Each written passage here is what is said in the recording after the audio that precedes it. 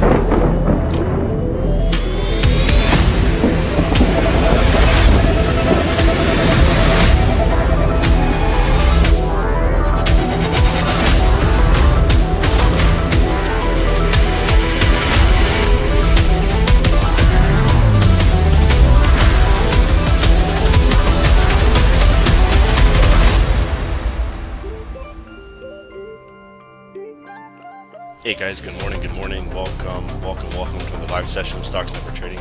My name is Dave, guys, my partner is Ron. Let's get down to business here, guys. In on US30, sell. Okay, I'm jumping in. Guys, that's a 100 pip drop. Yes, we caught it. Hey, guys, 200 pips, please secure.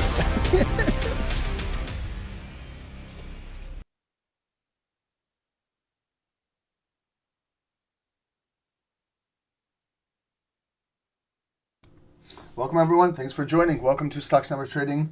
It's almost 10:30 a.m. Eastern and it is Wednesday, September the 3rd. So this is our post New York session. Tomorrow and Friday we'll be back to regular time, 6 in the morning till 10 a.m.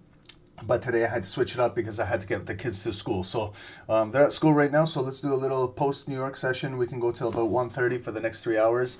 We'll analyze gold. We'll analyze NASDAQ and US30. We'll go over today's news. We did have the JOLTS job openings numbers just come out about 30 minutes ago.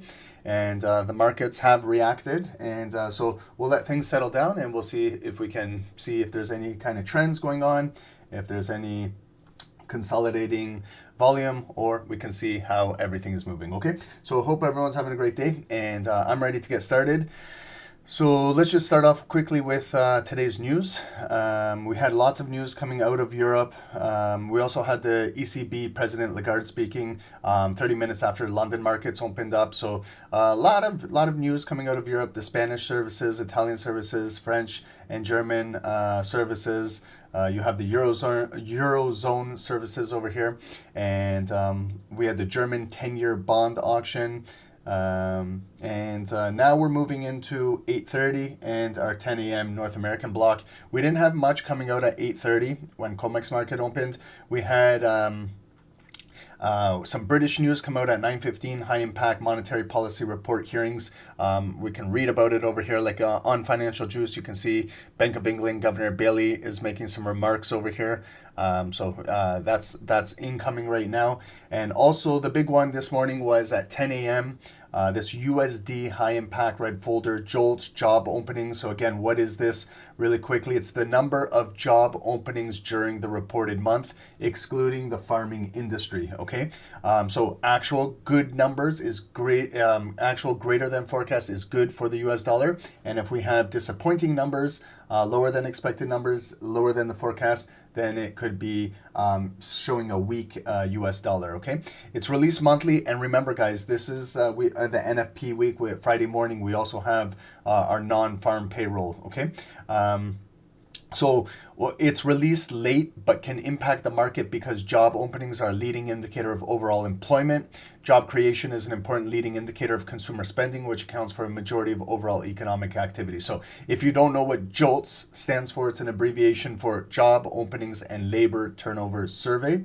The numbers have came out. So if we see the numbers right over here from now it's been revised, but when the previous month was 7.36 million. They were forecasting an increase prior to these revised numbers, and the actual numbers that came out were 7.18 million. So it's clearly below the forecast and is clearly below the previous numbers. So that's not showing strong job openings. Is showing a decrease in the job openings month over month.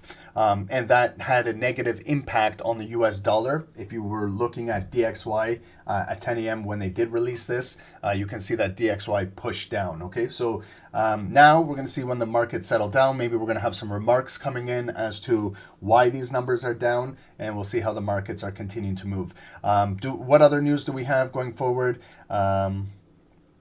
1:30 p.m. this afternoon, we have FOMC member Keshkara speaks. At 2 p.m., we have the Beige Book release. And if you're going to continue to trade into Power Hour and after hours close, make sure you know who is reporting earnings today. And it can help you with your trading if you go into the after hours. Okay, so that's today's news. Has already been released. We're going to do our top-down analysis after all of this release and see how things are moving. We'll figure out key support areas, key resistance areas, and we'll see how things are moving. Okay, earnings. There was some earnings in the morning. Dollar Tree reported at 6:30 a.m. When we look at the numbers, look at the earnings per share.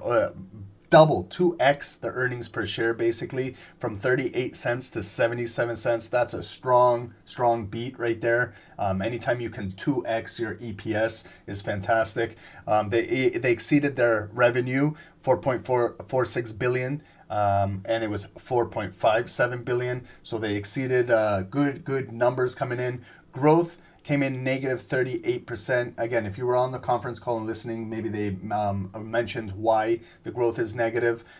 Big surprise, 100% surprise here.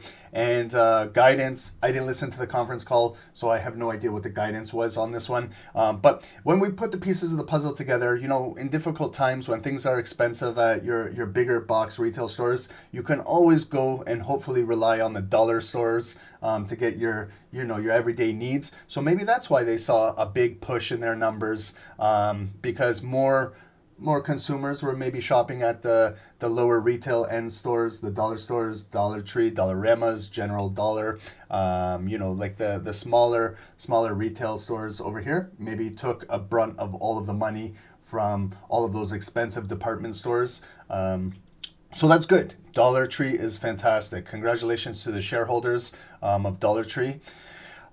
Macy's reported Campbell Soup, and that was this morning. They've already reported after hours. There's one name I just want to mention here, Salesforce, CRM. Okay, so this will impact S&P, NASDAQ, and Dow Jones over here. Salesforce is a large American corporation and is one of those big ones that I'm going to keep an eye on this one in the after hours. They report right at 4 p.m., okay? And then we have some other American Eagle Outfitters. They're in the news lately. They're in the green right now. Hewlett Packard Enterprise also has reports. Okay, so I don't want to spend too much time on this, but if you are trading into the after hours, just always, every day, pay attention to who has earnings, because some days you might miss it. It might be one of those big names like, for example, Apple or Tesla or Google or Microsoft, and you might miss it, and then you might take a trade, and there could be extreme volatility. So always just double check this. It takes 2 minutes. Look in the pre-market, look in the after hours, and that's it. You can do this on the weekend, do the entire week, circle on the calendar which days are the important days with the bigger earning names, and that's how you can do just a little quick quick little analysis on earnings. Okay, in the news right now, Google soars right now. They are up. Look at Google is up 8% right now. So why is Google up 8% as I'm speaking? Google soars with worst case scenario off table. A judge ruled that the company wouldn't be forced to sell its ubiquitous Chrome browser. Shares are surging because of that. So if you pick this up early in the last few weeks with Google in the news, that's a big. This is huge. 8% for Google right now. Normally Google doesn't really move. It's like 0.5%, 1% is a good day for Google. When you see it 8%, man, that's a big move on Google over here. So NASDAQ jumps after Google dodges the antitrust bullet. So this was what was going on in the news. So they dodged that right there. What else we got? Trump pushes for Supreme Court emergency hearings on tariffs. That's going on in the news with the tariffs again. What else we got? 30-year Treasury yield all but hits the 5% level, key to stocks. So the US 30-year Treasuries hit 5% for the first time in a long time. That's not good. If our 30-year and 10-year keeps going up and up and up, it's not very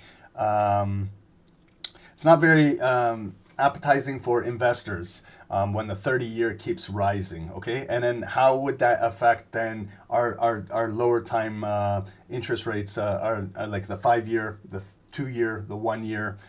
So we don't want to see our 30-year creeping up over 5-6%. It's not good.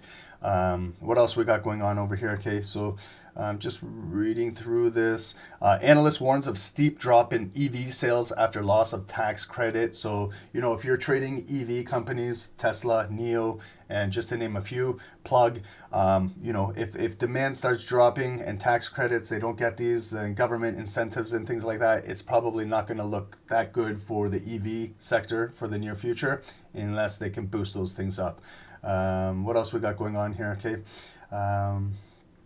Salesforce, they have earnings in the after hours. Salesforce struggling, stock needs earnings to show AI progress. So Salesforce is big on AI. So this could give us a little indication of how AI is doing after Salesforce reports today. Again, if you're listening on the conference call, maybe they'll give a little bit of forward guidance as to how AI is performing and what's maybe in the pipeline going forward. Okay. So that's, guys, gold. I know we're going to trade gold today, and I know some of you guys, wow, gold is on a tear. Gold hits record high on U.S. rate cut bets and debt concerns with the U.S. So gold keeps skyrocketing. Okay, it's a safe haven. It's a great investment. Anytime there's uncertainty, war, pandemics, debt concerns, anything, gold is a safe haven, and a lot of investors flock to gold and buy physical gold and hold it. And you can see it's just continuing to perform amazing, like all-time highs, and keeps chugging along. Small pullbacks, but keeps going. So gold is not crashing. Someone mentioned yesterday gold is going to start to crash. I do not think it's going to start to crash anytime soon. Pullbacks, yes, but crash, we got to be careful with that word when we say crash. Okay, so that's going on in the markets right now. We look at the S&P right now, it's up almost 0.5%. Dow is down 0.25%.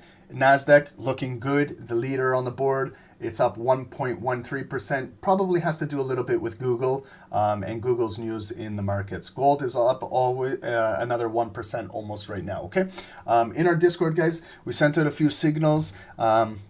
This was one in our index section over here at 7 a.m. Eastern, a buy on NASDAQ. You can see right over here, we were looking for buys above 23,300 right up here, and it's chugging along to 400. So that's a nice 100 pip move. We had volume close above. Again, a nice little pullback right into there and continuing to push off. So congrats to those that got the signals on index. Also commodities, guys. Here's Mr. Schwarzenegger. The pump is always out there. We sent out a signal over here and updates on the gold right over here at 920. Long gold at 3,545. And you can see it's running up to 65. So that's over a 200 pip move and a nice little 0.15 size, a very small size, but you let it, you don't get emotions involved, and you let it breathe and you let it do its thing. It can move up 200 pips and be a daily goal of $300 US. So fantastic, guys. Shout outs to Dave killing the signals while we're doing our other things around here. And amazing, guys. So if you guys got the signals, congrats, and we'll see if we get anything during our call, and we'll continue to walk through the markets. Guys, there's a free Telegram group. Awesome, 160 viewers. I know it's not the best timing. Normally 6 to 10 is a wicked block to be trading, but this is also, we want to show you post New York sessions. We're going to do some Tokyo sessions together. We're going to do some London sessions together. We're going to show you all around how volume moves around 24-hour cycle. We're going to show you different sessions, get you learning. There's going to be Tokyo session, you'll see, might be slower than normal, what you're used to, but it's great for learning. And then you pick which session is best for you. Everyone lives around the world, right? So when it's my daytime, it might be your nighttime. When it's my nighttime, it might be your daytime. But the markets are always open and they're always moving, okay? So volume is always moving. All we got to do is just follow that volume and trade with proper risk management and a good trading plan, okay?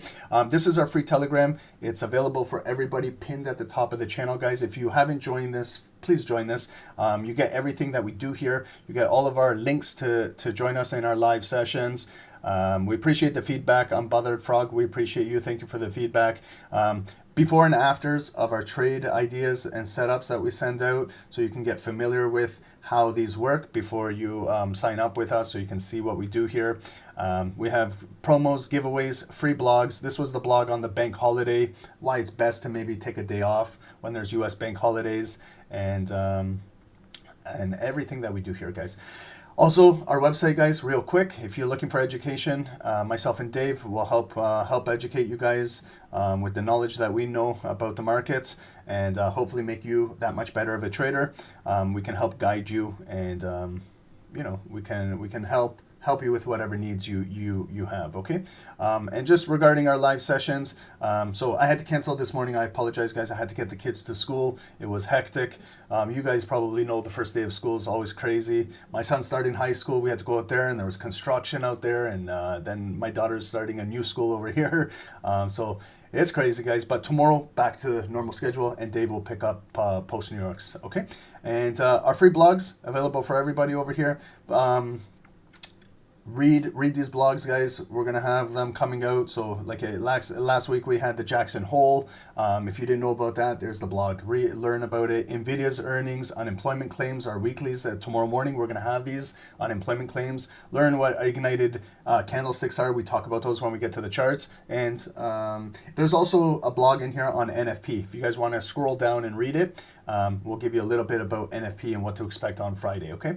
And guys, thank you guys so much. We're gonna hit 83,600 subs hopefully today. Maybe we can get it up to 650. Let's try for 650. If you haven't subbed to our channel, please, guys, sub to our channel, hit the notifications, and you can always join us on our free YouTube sessions daily, okay? Guys, I'm gonna start off with gold, and then we're gonna move over, and then we're gonna do US30, and we're gonna do NASDAQ, okay? So I'm gonna go a little quicker. I'm gonna talk a little faster. I have already my second coffee going on here, and we're gonna get into this, okay? But first, I'd like to thank everyone for joining. Welcome everyone on Zoom. Thank you guys for joining. Dalio, or is it Dale O? I'll call you Dalio, how it is on there. Thank you for joining. Conrad, Sergio, Pramilo, thank you guys for joining, and everyone else. Welcome, guys. And everyone on YouTube, thank you guys for joining as well. I appreciate you guys. Mohammed, welcome. Kifek Habibi, welcome. Thank you for joining, brother. You're the first one today. Rui, welcome. Wealth Kings, thank you for joining. Romeo, thank you, brother. Volume Productions, welcome.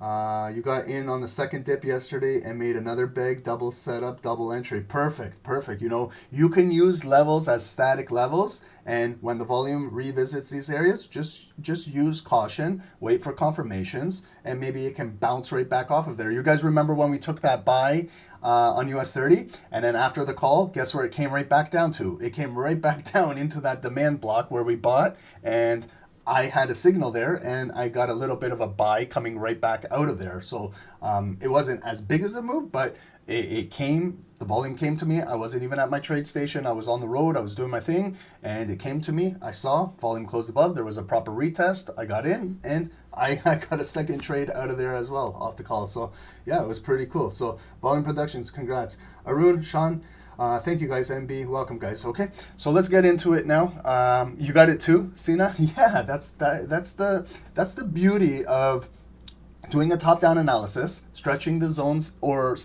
points of interest in the future, maybe adding an alert there, and then just let the volume naturally come to you. And when it comes there, that doesn't mean just trade blind. It means focus, watch. Was there some liquidity grab? Did it close above or below? Was there a proper retest? And that's how you can continue to trade throughout the days and accumulate the pips, okay? So let's get started, guys. Thank you to everybody. Volume Productions, again, thank you, bro. You don't have to keep buying the coffee, but I do appreciate it. You're awesome, man. Thank you, guys. And if we can hit the likes, subscribe to the channel, and let's get started. Okay, I'm going to do gold top down.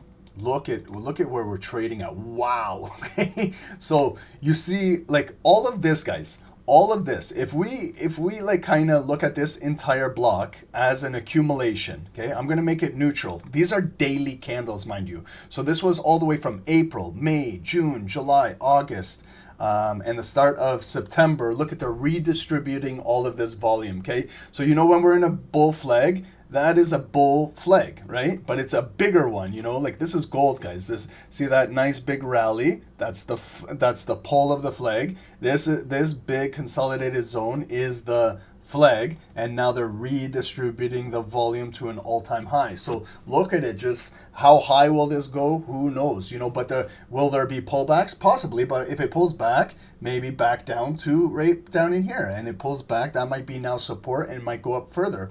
Will we come back into the consolidated zone? Possibly, but then we got to go 50% of the consolidated zone. Are we going to come all the way to the bottom? Right now, we don't have to worry about that. But look, there was a first body that kind of physically closed above. And when was it? It was a Friday. And then Monday, the start of this week, and a new month, they're redistributing the volume. So it's a perfect setup, guys. It's what we talk about on a daily basis. For some of you guys, it is making sense. Others are still a little bit confused. I see you sometimes on the calls, you're scratching your head, but don't worry. We're going to figure this out, and we're going to get it to where everybody knows exactly what to do or what to look for, okay? And it just takes a little time, just takes some practice. But do you guys understand what I just did there? Like, I need to know that you guys at least understand this, right? If this was an entire consolidated flag, so if the buyers were buying, the sellers were selling. The buyers were buying, the sellers were selling.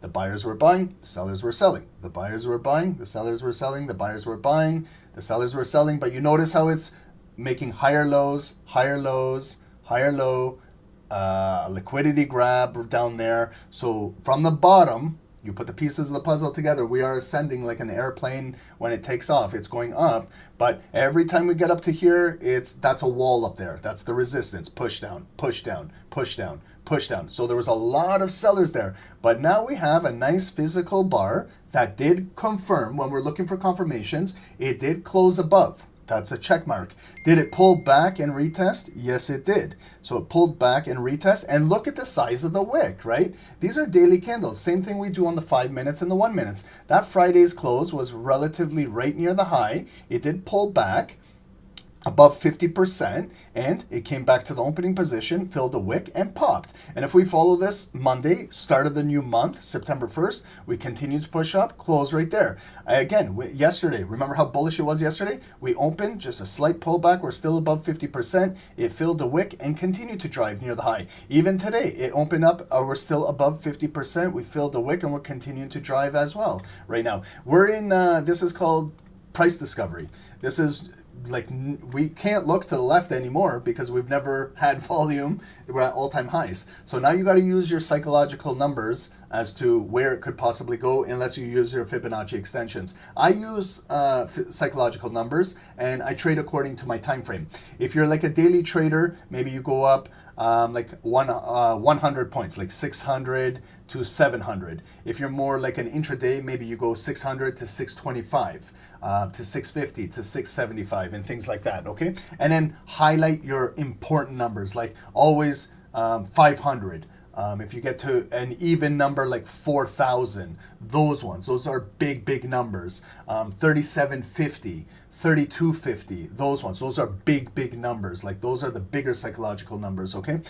So let's start, because I'm going to ramble on about this, but let's continue doing what we do here. I'm going to go a little bit faster. So guys, I hope you guys can keep up with me. So this was previous all-time high. just so we know that was the previous all-time high. I'll use an orange line right here. That's what we've been using to recognize all-time highs. That was the previous one. I know someone will say, Ron, we're above it right now. Okay, I'll get to that. But right now, I just want you to focus on this. So we came up there and then it got rejected, and the most recent push down from that previous all-time high was right here. But I want to show you how we found this block right here of demand, and we see it has been still holding and has not been mitigated. That's that word some of you guys are using. I use transacted instead of mitigated. So I don't know, mitigated, whatever. It's just a different word. I've always used transacted, transactions. The market is a market of transactions. I've never heard in the past when I was trading 15, 20 years ago about a mitigated zone or unmitigated. These are all new language. I keep it old school. Transactions.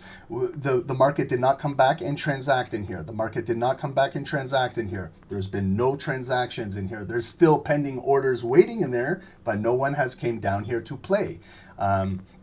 And then you can start to see, like, I'm not going to go over everything, but when you put the pieces of the puzzle together, right there, when it did come down, yellow points of interest, those wicks, it came down, and look, they pushed it right back up. It never transacted in the green zone. It came back 1 month later, right back in there. Again, equal lows. Now that put the pieces of the puzzle together. Now you got equal bottom lows, you got tweezer bottom lows. They did not. They did that for a reason.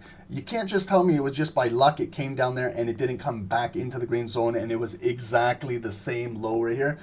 Sorry, I've seen it too many times to say that it's luck. It's all orchestrated. It's all made by the market makers, okay? When you start to learn this, you're going to start to see what they're doing, and then you're going to start to see it in a different perspective, okay? And then right here, from the all-time high, we kind of boxed in that volume, red, showing that the sellers are there. When you stretch it into the future, now you get confirmations. When it came up there again, it was a fake out and they pushed it down, double top. It came in there, you can say that I say that was a third top, but some people say that this is the third top, whatever. It came in there and went right back down. So you see the sellers are still holding it, okay? And then it came again, a fourth time or a fifth time, whatever you look at it. And what were the results? It pushed down. I don't even want to go over the dates. Tuesday, Wednesday, reversal. This was a Friday, Monday reversal over the weekend. This was a Tuesday, Wednesday midweek reversal. This again, coming over here. This was a Friday and a Monday weekend reversal. Now we had a Friday close with volume above, and we never had a reversal. We had a continuation. So all of these sellers that were selling the all-time highs got trapped, and they're getting squeezed right now. They're getting squeezed like a lemon. So this red zone now, we have confirmed volume above us. So this no longer is a red zone. Momentarily, we got to make it green. If we ever come back down into the zone, if gold ever pulls back in here, this could be a possible area to look for buys, right? All of these, like over Friday, I guarantee you, including myself, when I saw Friday's candle close over the weekend, I was looking to get filled in here. I had a pending order. I still have a pending order waiting to get filled in here around 3,400. It's missed me. It missed me on Monday. It missed me on Tuesday. Today it's going.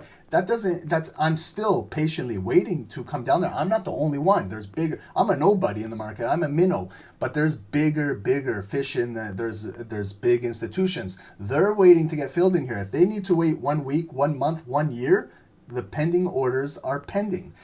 So eventually, will it come in there? I don't know. You know, maybe it will only pull back to 50% here, maybe 50 right here. To this candle is a very important candle too.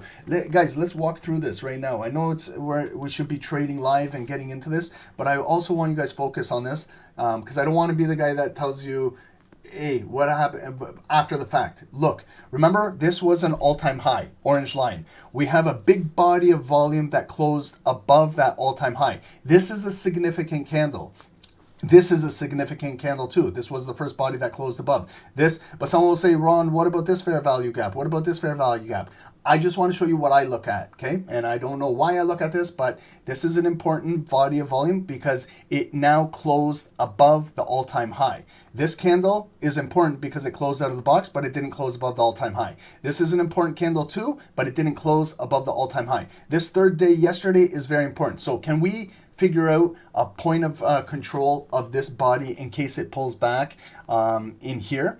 Okay, so what I do is grab Fibonacci tool from the opening of that candle yesterday to the close of it. You see how the all-time high orange line is right there at 0.5? So what I'll do is I'll take that orange line and I'll just move it just $3 to 3,503 from 3,500. You guys see how I did that? That orange line used to be the all-time high. Now it's representing 50% of the closing volume of yesterday. It's critical, guys. I hope you guys are learning from this. I hope someone is taking a note and no one is just sleeping right now, because this is very important in my opinion. That's why I don't want to waste your time on it, but I know how important this is. So you see what I just did right there, guys, on Zoom? Do you guys see what I did right there? Again, I boxed that in, stretched it into the future. Okay, so that's a good point of control if we do get a pullback. Okay, again, the best pullback is in this block.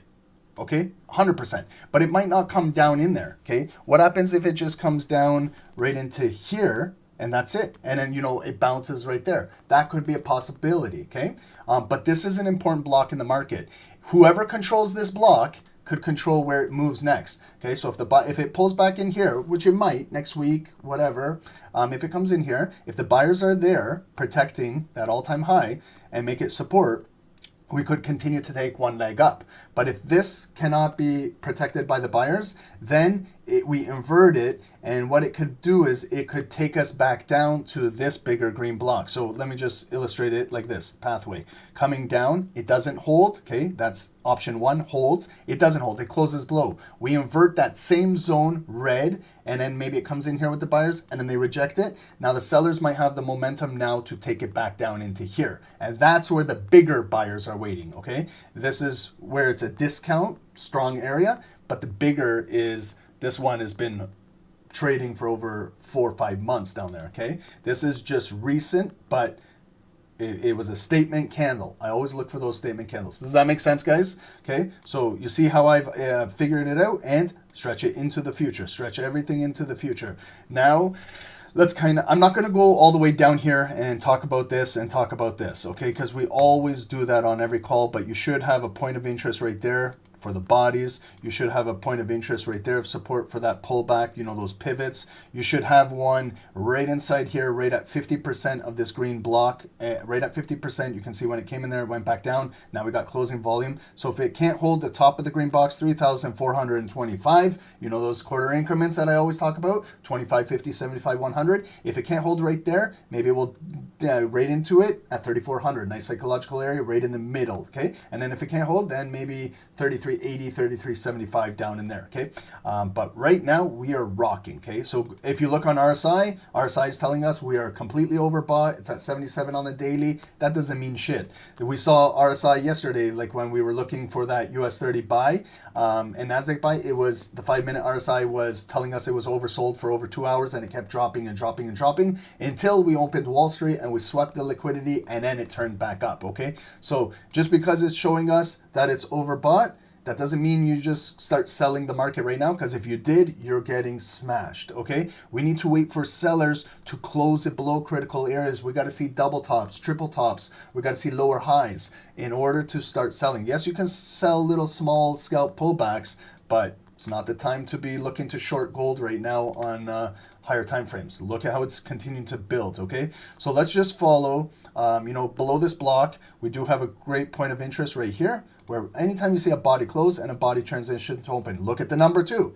3,476, that 3,475. Sometimes I can trade without even looking at candlesticks. Someone said, Ron, you can't do that. That's crazy. Yes, I can. You can call me on the phone and just tell me the price of gold and tell me a number and just tell me how it's, what was the OHLC, what was the open, high, low, close, and I could tell you exactly where the point of control is by just doing some simple mathematics in my head. You tell me it opened at $10, it went up to $20. I factor in 15 as the point of control. I know the psychological numbers, and I don't even need to look at anything anymore. Soon you guys are going to be becoming like that, where you don't even need to look at charts anymore, because everything is all psychological. It's all just, once you understand the numbers behind everything, it's an auction. That's how the numbers transact, okay, at these levels. Now let's follow the volume. You know, there was the closing price again, closed Friday, August 29. Look at Monday over the weekend. We had some news over the weekend, and it's a new month, September 1st, and we're continuing to drive. Now they're redistributing all of that buildup. They're releasing all that volume. All of these short sellers are getting wrecked right now. So right now, if we're talking what's the trend for gold is bullish. Okay, so yesterday opened, small pullback, drove up to the high, closed right there. Today, let's see today. Okay, so let's follow our volume now, because now we're going to start breaking it down.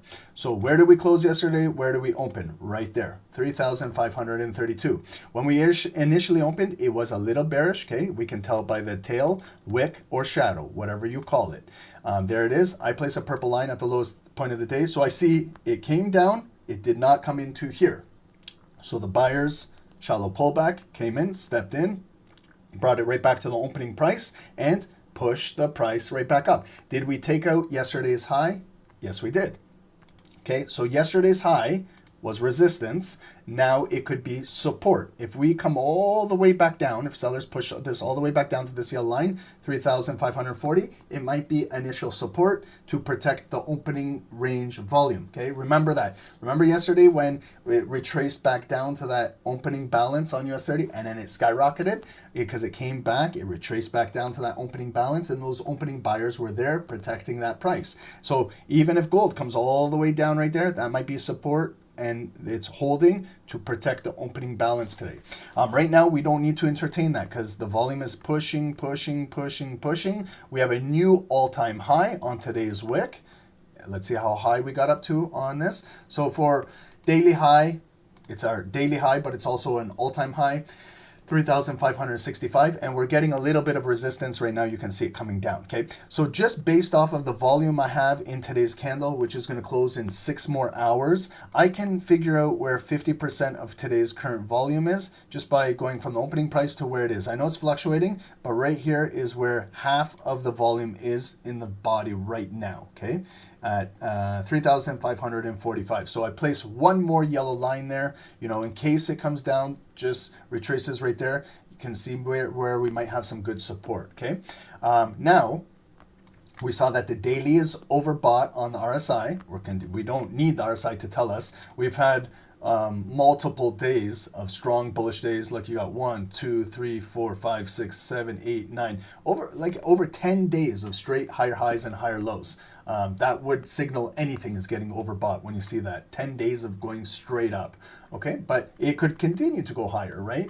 Now what we do is we break it down to the 4 hour. Let's break down the daily candles. Even the 4 hours are showing us a strong bullish trend. This was Friday, August 22. This is where it all started. This was Powell at the Jackson Hole Symposium. And since then, when he's hinted like rate cuts and the gold has been taken off, like higher highs on higher lows, higher highs, higher lows, higher highs, higher lows, higher high, higher low, higher high, higher low, and we're continuing to get up there. Look at the RSI on the 4 hours. It's been overbought since the end of August, since Friday, August 29. It's been overbought.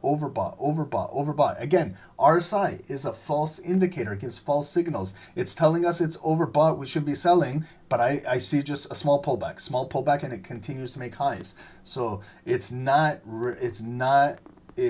like bearish yet. I don't see any bearish candles. This was where it started to go down, but you see how they brought it right back up. Right here, it should have been like a double top and then a drop. Even right here, where it pulled back when it came up, there should have been a double top there and coming down. No, there is none. It's continuing to go higher and higher and higher. So 4 hours are very, very strong. Can we identify the last 4 hour candle coming out of, I always look at that candle like the European candle. It's the 2 to 6 a.m. right here, 2 to 6. We came up and then they pushed it down. It still held the opening balance.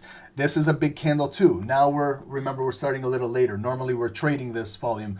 Now we can see it. So it opened, it came down, higher low, continued to fill all of these wicks. This is 6 to 10 a.m. So this volume represents pre-New York. It represents COMEX. It represents Wall Street market opened, closing to 10.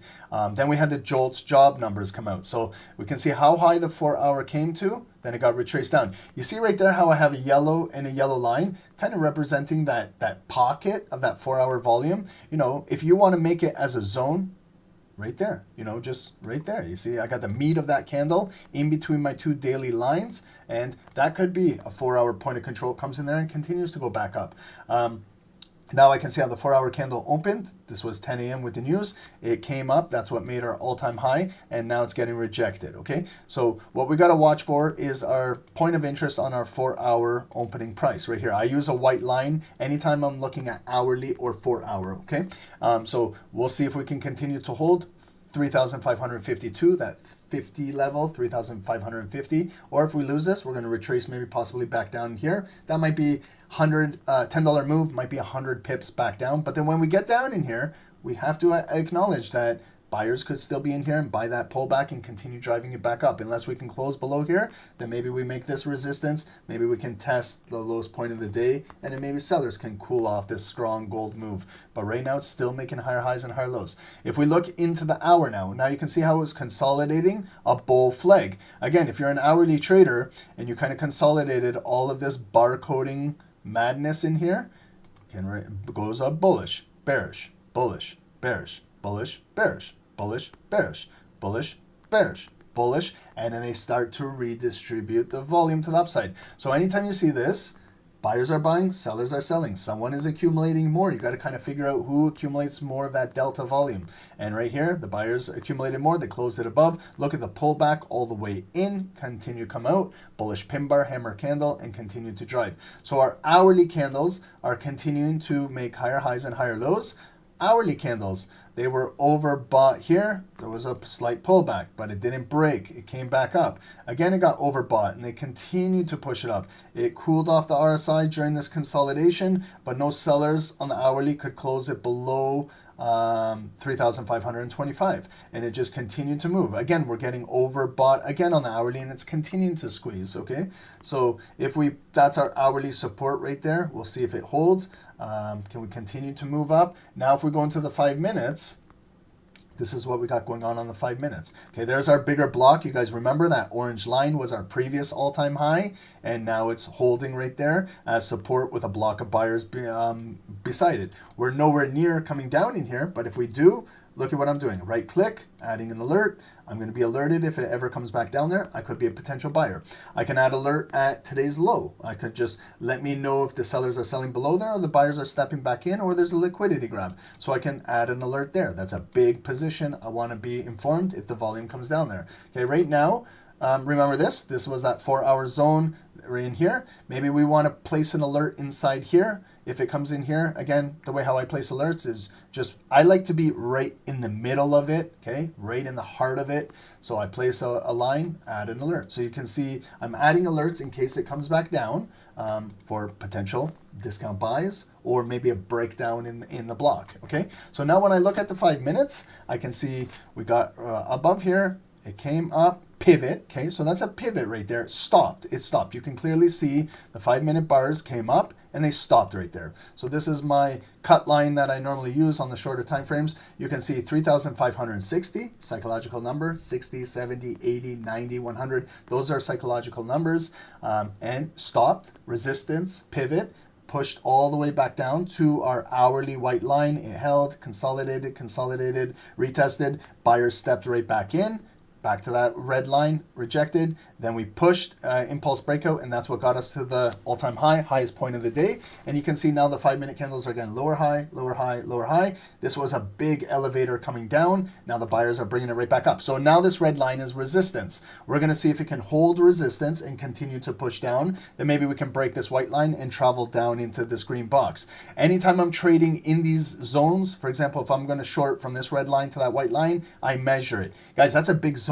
That's 75 pip zone, okay, just from that red line to the white line, okay? And then if we move from the white line down to the green box, that's another 75 pips, okay? So if we continue to maybe buy with the gold, take it above this red line back to the all-time high, that's 50, 55 pips. So you can see that there's more volume in the markets. These are bigger moves. These candles are much larger. So this is where you got to identify if you're going to trade this volume, how to adjust your stop loss and what lot size and contract sizing you should be using, okay? So What I just want to recognize here is the red line as a point of interest. I got a wick right there, and I got bodies right here. So watch what I'm going to do. I'm going to start to place a box right there. Okay, I can see what's been done right now, so it's not like it's a secret. I can see it came in there with the wick and back down, came in there with the wick, back down. If I stretch this, I get that wick. If I get that, now that green body candle close, I can see how it held as support right here. So then I just change it back to green. I can see it came down, volume closed right above it. Again, it traded in here, wick, wick, volume still above. It did push up, but no new higher highs. And now I got that big bearish bar closed below. So again, now that same zone is red. So I'm giving it kind of like a little buffer, okay? And I can see now, look, we're trading right back into this right now. So this could potentially be like a head and shoulder pattern that could take prices down. This is the left shoulder right over here. This is the head that broke out. We're back in the right shoulder, testing it there. It could go back down and test this, but it could come down here and skyrocket right back up. So we have to, if we're looking for sells, we have to be very confirmed with selling, because we're still in an uptrend. It's still trending up. If you just draw from these 5 minutes a trend line from right there, coming right there, you know, like right there still, we are still technically, you know, trending up, okay?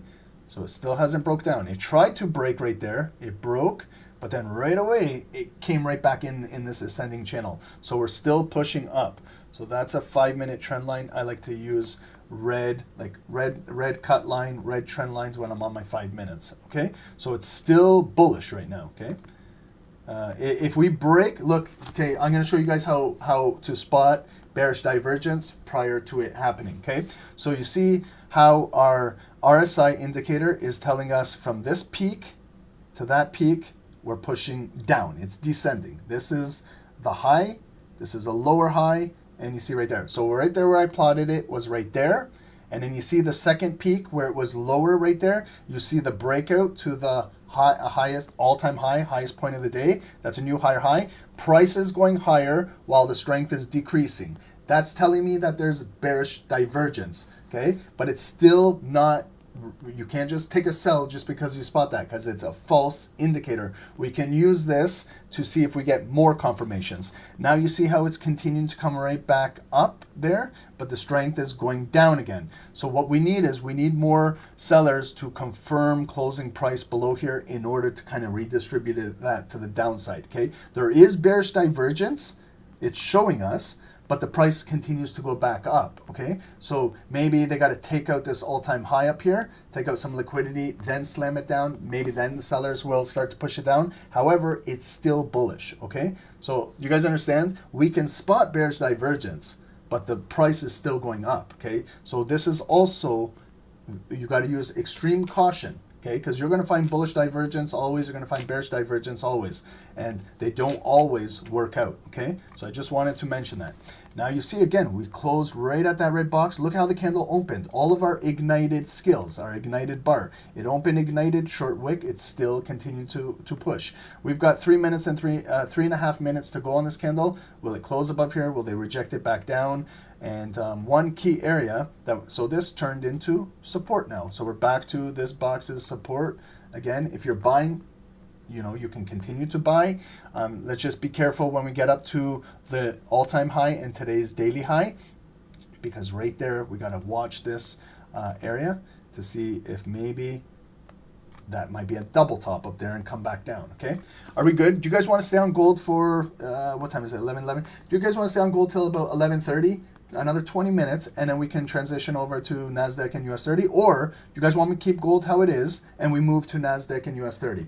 I can do fast analysis if you guys like. I don't need to explain everything to you guys.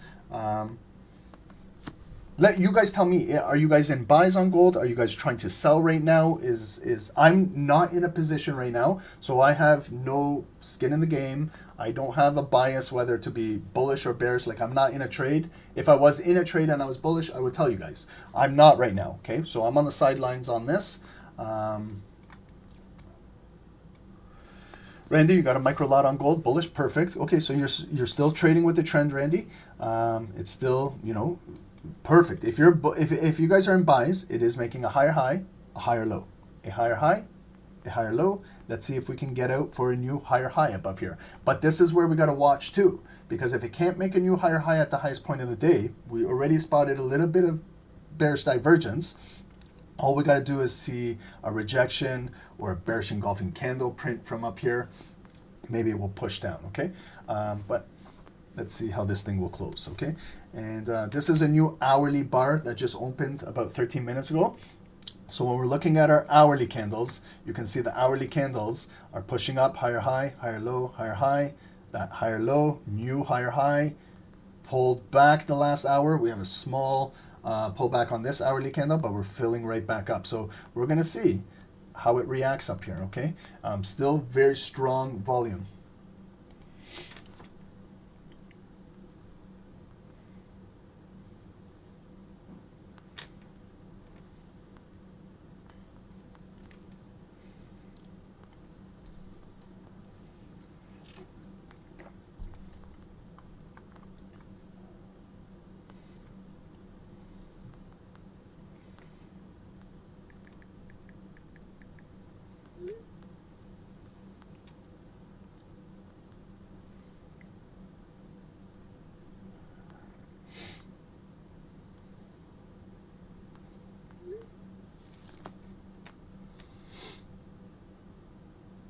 Do I think it's a triple top on gold?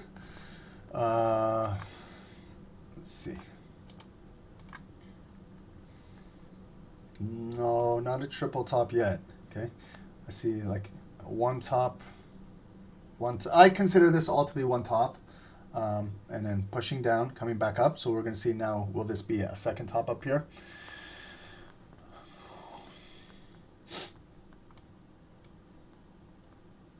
Okay, so here's the close of this candle again, so we can follow it. Guys, I'm going to add the daily bar indicator and some EMAs too to help us out here.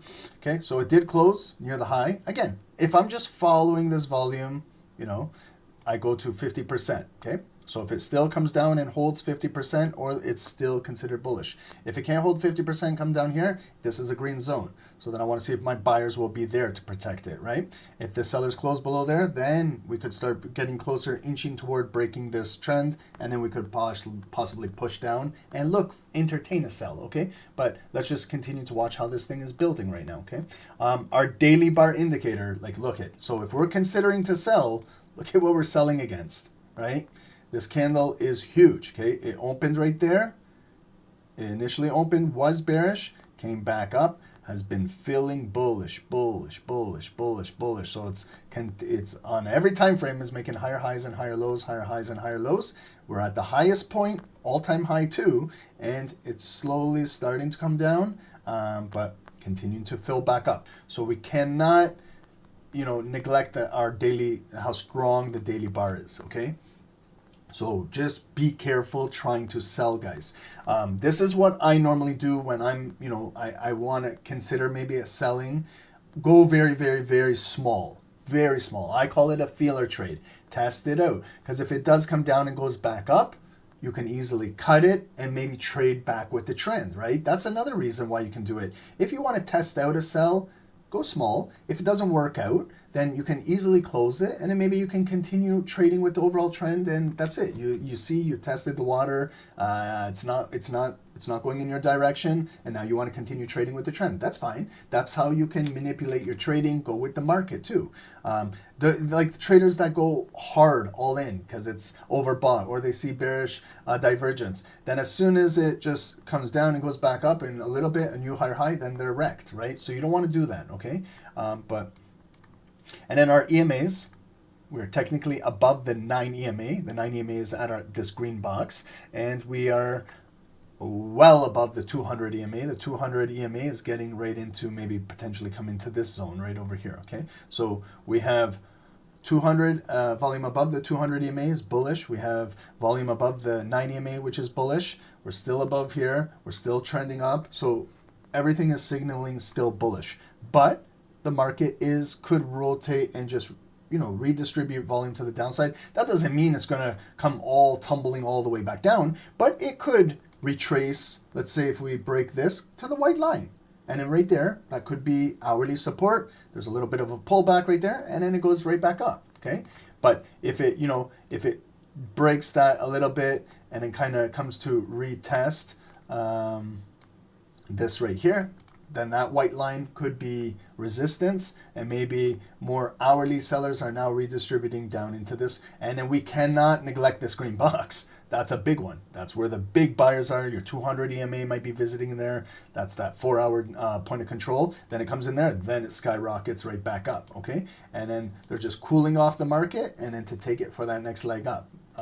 But when I was measuring these are big moves, right? Even if we were to sell, let's say like right here, and it breaks this and it comes down to the, that's about 70 pip drop. Okay, that's not bad. But still holding, guys. Look at, now we got the volume close. Okay, look at where it retested. It came down bearish. Again, right at 50% holding. And now we got a small wick. It could potentially break out for a new all-time high and a new daily high. Let's watch this. So this is when I also watch too. I pay particular attention here because I want to see, is it going to be like a fake out up here and do something like this and then drop? Or is it going to continue to drive up here, close above, I retest this and it's a green, and then all of a sudden we're driving to a new all-time high, and then you cannot sell. Then I guess you gotta wait for volume close and maybe a buy, a pullback, and continue to drive back up. Okay, look how strong it is. Okay, and also news, guys. Sorry, I didn't read any news. We had the JOLTS job openings. What else we got over here? Let me see. Let me go through this news. 10:30 news. We had the JOLTS start at 10. Where's the JOLTS job news? Okay, here's the JOLTS numbers. We talked about the numbers. Let's see. Fed's Bostic. We will not be complacent about risk to inflation expectations. I still think tariffs' effect on consumer prices won't fade fast, may take months to materialize.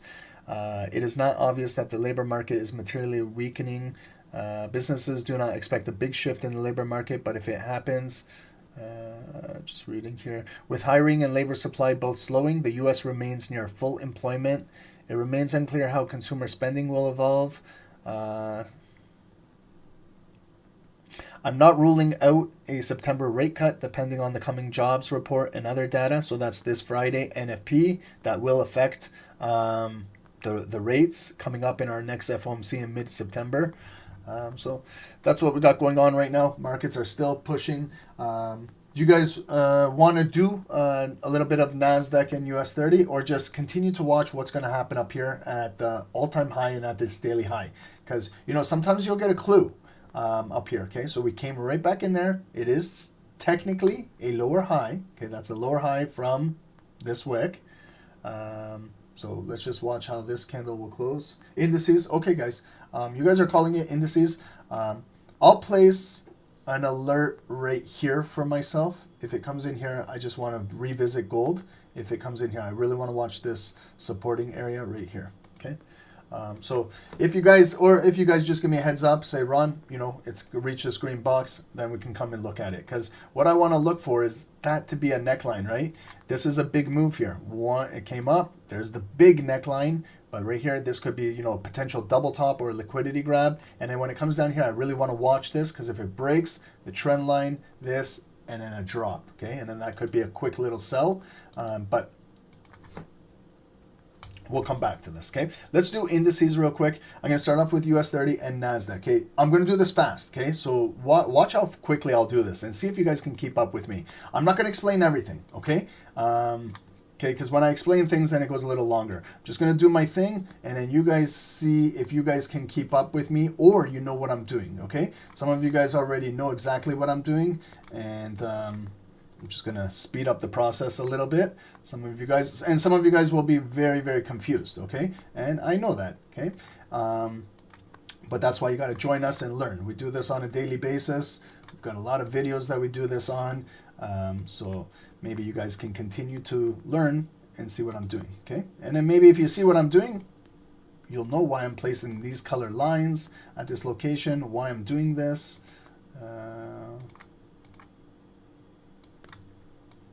Okay, everyone following so far?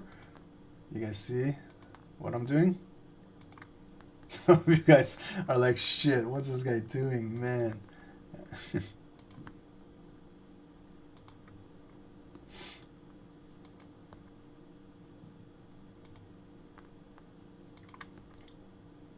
Okay, and this is US30.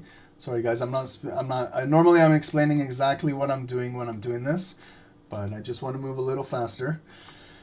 Okay, so now what we got is, okay, remember this big bullish day, Friday, August 22, Powell came down, held support at these bodies. It did come down to the green box, go back up, got rejected, lower high. That's the new all-time high up there. Ignited bar Tuesday to push the market down. We came all the way down right into 50% of this demand zone and push right back up. We opened today. Where did we close? Where did we open? Where's our points of interest? Right here. And then when we initially opened, I can see it came up bullish. So you see like right here where you have a body and a body, it is basically representing today's high wick. So I go purple line, it's a lower high. We're still below this point of control right there. Drop down, continue to push all the way down bearish today. We've made a low of the day. It is higher than yesterday. It's still respecting our green box and now it's coming right back up. So we're going to see the buyer's going to maybe come back up to the opening balance, 45,250, and flip it back up, or are we going to continue to come back down and trade down? Okay. Right now, if you ask me, it's overall bullish, but last few days is suggesting that sellers are here and pushing the market down. So when we go to the 4 hour looking at this, the 4 hour is showing me we were pushing down yesterday. I can see right here, this was London 4 hour candle. Very strong, 2 to 6 a.m. closing at the high. And then look at, they just brought it right back down in New York. So we're barcoding on the 4 hours, bullish, bearish, and again, now we're building back up, okay? So when we go to the 1 hour, now I can start to see more. 2 a.m. was pre-London, London 3 a.m., 4 a.m., 5 a.m., 6 a.m. Then we reached the top, 7 a.m. There's COMEX market 8:30 and 8:30 news. There was no news today. We came right back up during Wall Street. Look right up there, and then they rejected it back down and closed it near the low. They attempted to bring it down during the JOLTS, and now we're coming right back up. So in order to sell, we got to wait for critical volume to close below here and push down in here, but it's still buying. So off of this big bullish engulfing candle, 10 a.m. JOLTS, can I figure out where a point of control or 50% of this candle is? Again, just grabbing my Fibonacci, open, close, 50%. I'm going to use a white line right at the 0.5. It's right there. It's basically representing this hourly low. Do I have a point of control? Right there, 618382, representing 10 a.m.'s news. Right there, okay? So are we going to continue to hold this, or are we going to lose this? And then sellers are going to push it right back down, okay? So when we look at the hourly, we have a lot of resistance at this purple line. Why? Look, it's representing 50% of that bearish candle coming down right there, coming down right down to those bodies, and it's red above us. So it's below our bigger daily 4 hour control box right up there. So it's coming down. So you can see the sellers are pushing down, coming back up. Sellers are there. It came all the way back up and then they pushed it back down. We came right up there. Now that 250, that's a lower high. And now we got sellers pushing this thing down. So let's see, maybe if we close below this box on the 5 minutes, okay? This is the 5 minutes now. Now I can see how it was trading, come down. There's where it held support, came back up. At that highest point of the day, they brought it right back down. Lowest point of the day, they held it 10.10. Look at 10.15, bullish ignited bar. Continue to push back up. Now we're coming down, okay? So this bar is going to close in 3 minutes. Sorry, guys, I'm speaking a little fast here.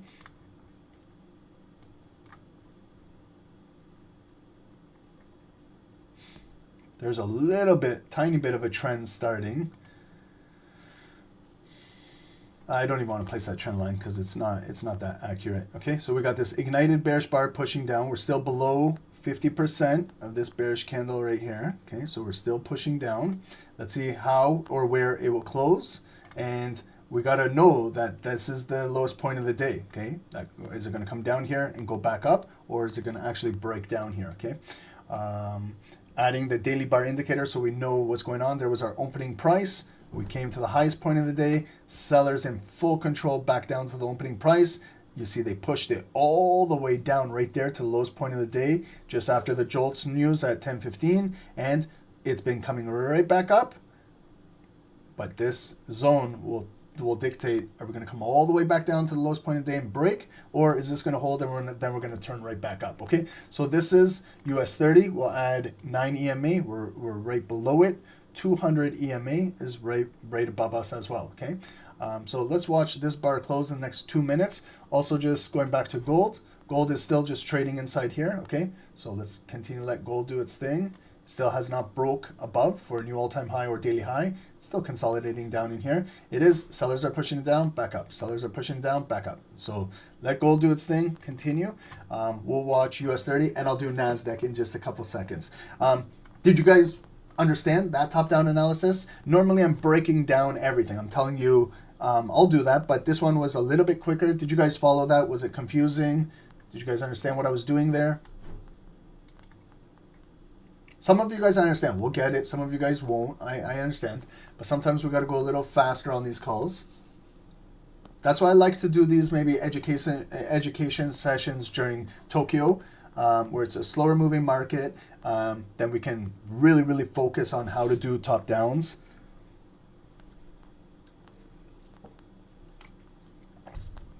On any security. Then at that time, you can say, Ron, do USD JPY. Ron, do this, do that. I don't care what it is, okay? And I'll show you how to do this. Now, we've got a candle breaking. So it's below that white line. We know it broke that hourly support. We got a big 5-minute candle coming down. So if this closes, then this zone, I'm going to invert it red because it might come back to retest this, might get rejected and continue pushing down. However, it might come back up and close above this. Then it looks like they just scoop some liquidity, come down there, fake out, and then continue to drive it back up. Okay, so here's the closing price in 20 seconds. And check your spreads too, please.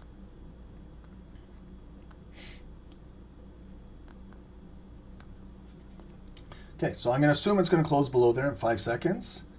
If it does, I'm going to go green to red. So it did close below, green to red. It opened bullish ignited. So let's just see if it comes up and gets rejected real quickly. Will it come back in? Okay. And then notice the size of the wick. Okay, so I always look at that too. I'm analyzing everything. The way how it opens. There's 50% zone. I look at the wick. It's not a huge wick. It is still a wick on it, but it's a shorter wick. It's not one of these huge ones that came down and went right back up. So if it gets rejected and comes back down, sellers could fill that wick and drop it a little further down. But you know, it's bullish ignited. So that's one thing I'm looking at. And it's coming right back into right there now. Now it actually has tested 50% right there of that zone where that white line is, okay? And now there's an initial rejection. Okay, see how they're pushing those buyers down? This candle can turn into a bearish pin bar, shooting star, if we lose our opening balance right there, okay? So sometimes I look to sell that, right? Right when it moves like that, where we lost the opening balance, okay? I'm gonna go into sell now. I'm gonna place my stop loss above the red line right there. I could go above the 200 EMA. I could even increase my stop loss if I want to go above that daily, depending on how much then I'm looking for a reward. Okay, if I'm doing a reward just back down to the purple line, that doesn't give me a good risk to reward. So then I would have to go a tighter stop loss right there maybe. If I'm looking to break today's daily low and come down maybe 50% down here, or maybe even down to that yellow line, you can see I'm getting a much better reward, okay? But sometimes I gotta let things, you know, just do their thing first, and then I freestyle trade. I observe, then I'll start to maybe reduce my risk in the trade. Maybe if I like the trade, but I got to give it time to develop, I might increase my stop loss. But regardless, I got a shooting star candle coming down. Now I got to see how it will transact when it gets down into this green zone. Will it even close below here? That's the question. It just created that new lower low, but buyers could bring it right back up and it could close back above here, okay? So I'm in a sell now, so I got to watch how things move, okay? I kind of want to move with today's daily bar, continue push down. It is a daily bar. It's had its already bullish move. So maybe now it's time to continue to push down, maybe test today's low and see if it can break today's low or hold. This will determine how strong the buyers really are today.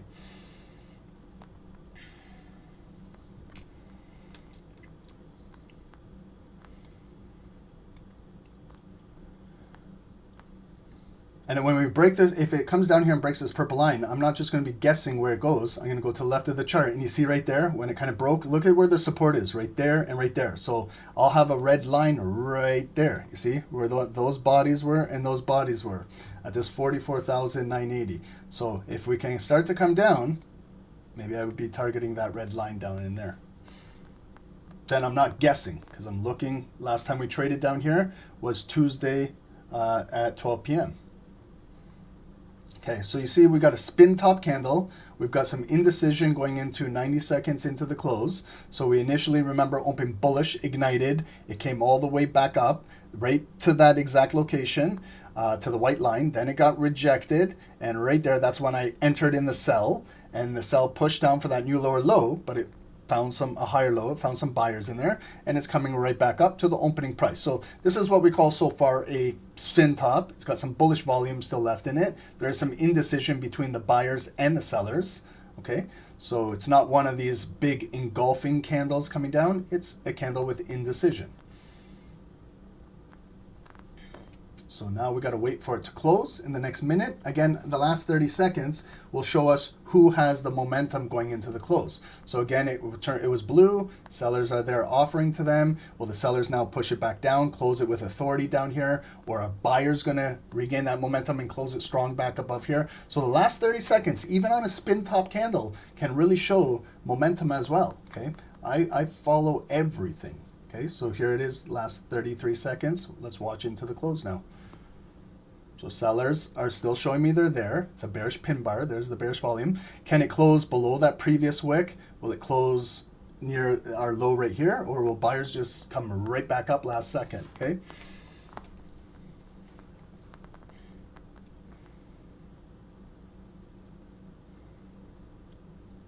And the close is now in 5 seconds.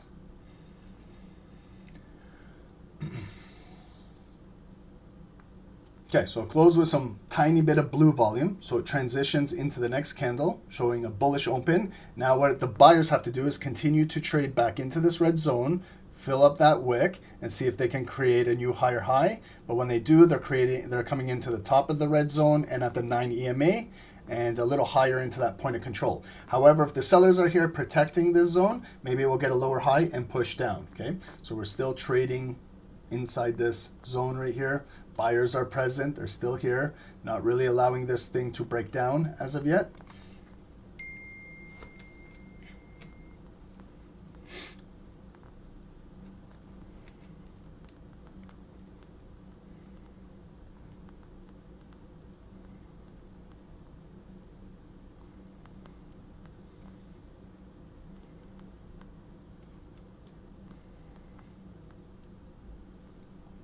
And looking at gold, guys, broke out, okay, new all-time high, closed above. So unfortunately that red is now a green zone, still showing the strength of buyers in gold. Okay, so gold is still strong. Okay, do not be looking to sell gold as of yet. Okay, still strong, very strong.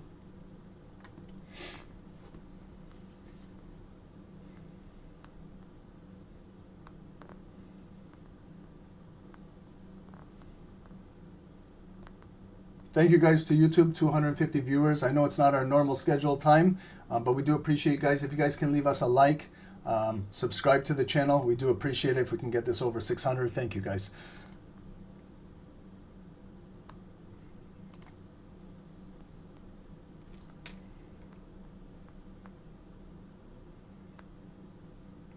Okay, so we revisited that white line again. Okay, so you guys know where I got that white line from, right?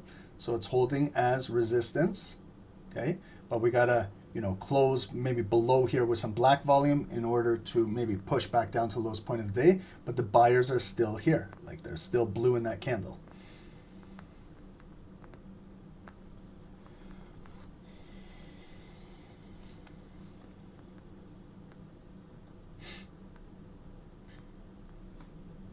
So what I want to see is this pathway where it's coming down, back up. That's a lower high.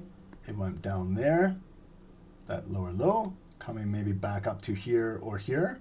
And then I want to see if sellers can push it back down for maybe a new lower low relative to the lowest point of the day, and then to see what happens there. Okay, So we got two rejections here. Good. We are moving into a shooting star candle with 2 more minutes to go. So again, we got to continue to watch how or where it will close and who has the momentum going into the close. So far we can still see sellers are protecting this red zone. We can clearly see that within the last 2 candles.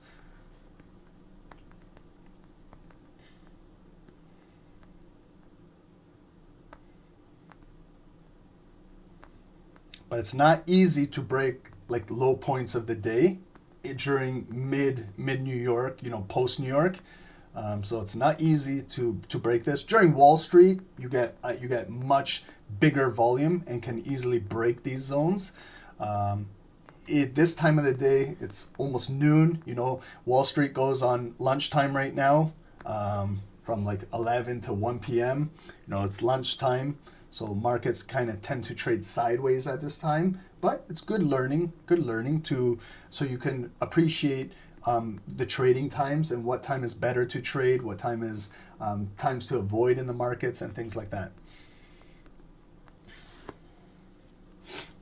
Okay, so we're closing in 50 seconds.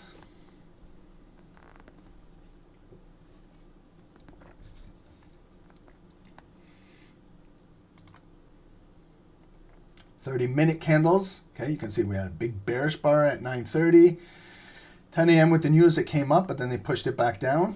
10:30 came back up. Right here, 11, we came back down, closing below. So our 30-minute candle is testing that hourly. If we can get a 30-minute volume black closing below here, maybe the next 30 minutes can continue push down into here. But this 30-minute candle is closing in 20 more minutes. So it's still holding with the buyers.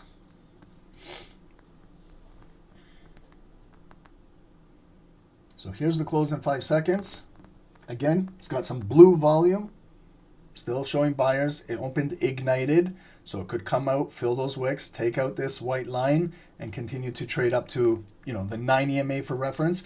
I don't really refer to the EMAs. I refer to the zones. I'm more with the zones, but still using the EMAs as indicators. If it can continue to hold this volume below, the EMA 9 is a resistance indicator right now. And then, I'm giving it room to breathe up here. But if I start to see maybe buyers creeping up here and maybe close it above here, I might just, close out that trade and accept the loss. Because if it closes, it could retest this, then the buyers are in full control, taking it all the way up there, and then I do get stopped out.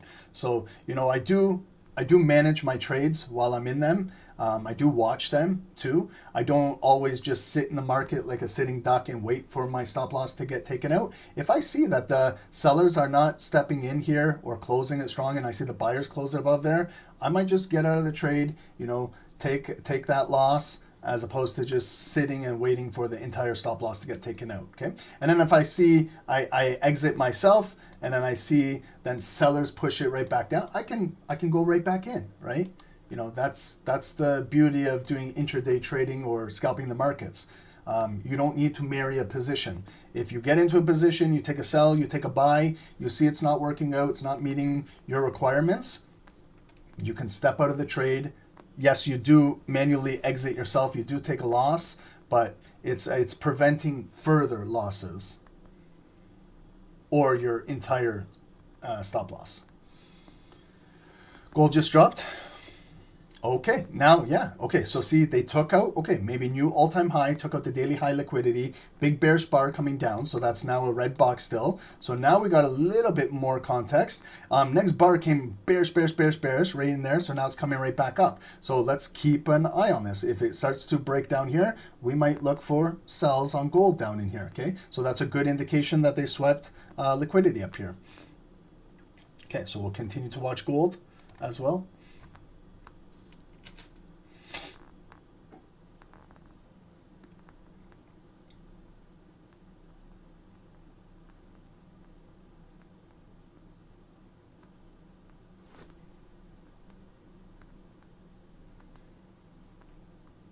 I'll get to NASDAQ in just a moment, guys, okay?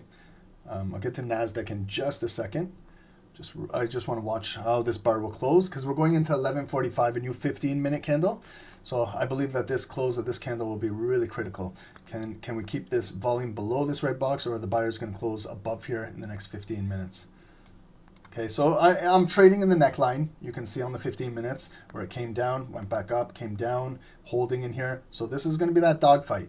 You know, if buyers close above here, we could continue to move up.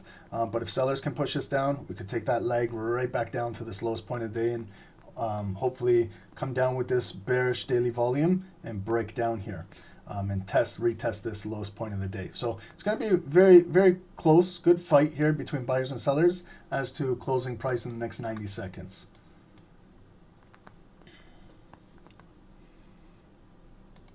Yep, gold is coming right back up as a hammer, so we got to be careful, okay? It came all the way down there, tested the green zone, back up. So it's still in this consolidated area.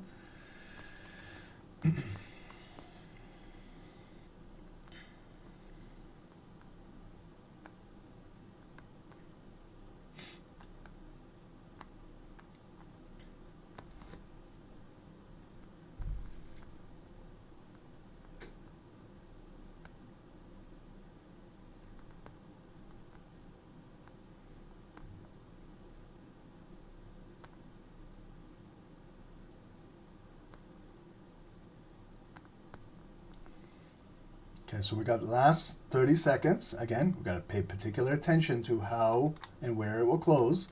It's a spin top candle. We're virtually right back to our opening position. So if you guys remember, it came bearish, bullish, back down to the opening price. Our red block is still momentarily holding.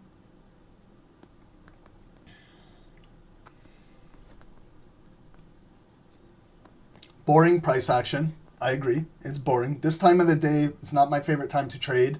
I don't like trading like around noon. This is the time of the day I like to be done trading. Unfortunately, I had to take the kids to school today. Okay, so but closed, bearish pin bar. Okay, so the sellers came down and closed it. Now we opened a strong bearish open. Okay, so pushing back down, but as it comes down, it's a higher low. Higher low, higher low. So our buyers are still here. We need to close. Sellers need to bid down in here and close with conviction. Close below these wicks. Because every time we come down, the buyers are still in this area right here. Continue to push this thing back up. So we could be creating maybe a bear flag down in here where it goes up, comes down, goes up, comes down, and then they redistribute it. But both sides are buying and selling right here again. So we got caught in a consolidated period right at this neckline right over here, going into possibly noon. It's still hasn't closed above here as of yet, but it's building up there. With gold, okay, just stretch these zones in the future, and let's continue to watch gold over here. We'll get to NASDAQ. If I can just get one bearish bar close below here, then I can move over to NASDAQ, because I really want to watch this in case there's a big just bullish ignited candle that cuts through here. That's what I want to watch here in particular.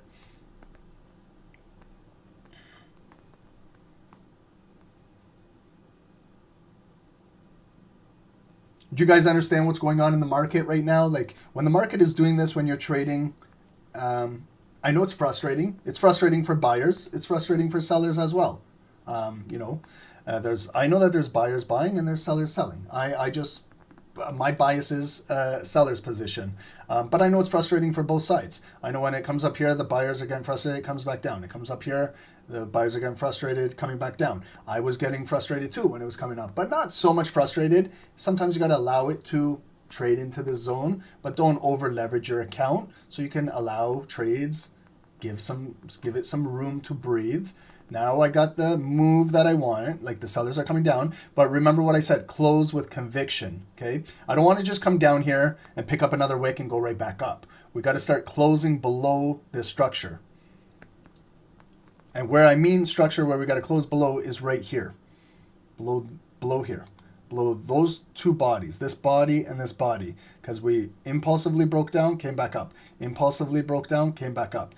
Came down, touched it, support, came down, we just touched it again, and it's support. So I'd like to see if the sellers can close it below these bodies. then we can turn maybe this red line from support into resistance to further push down to that lowest point of the day. But you see, again, it's holding a strong support and the buyers are bringing it right back up. So it sucks. It sucks. It does suck.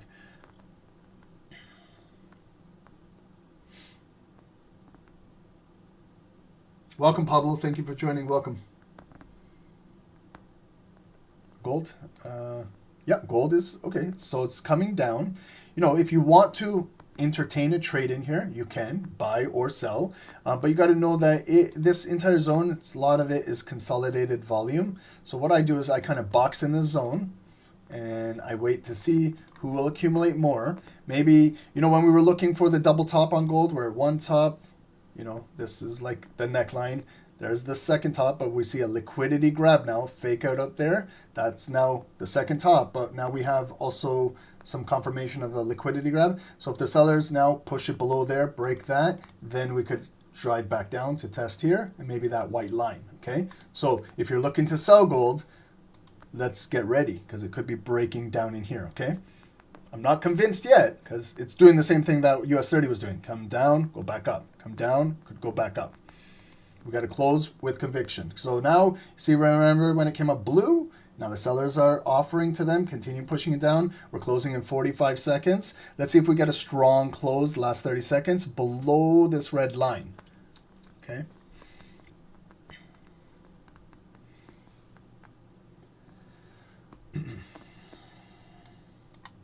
And my bias was to continue to trade with the higher time frame, the daily, the 4-hour bearish volume.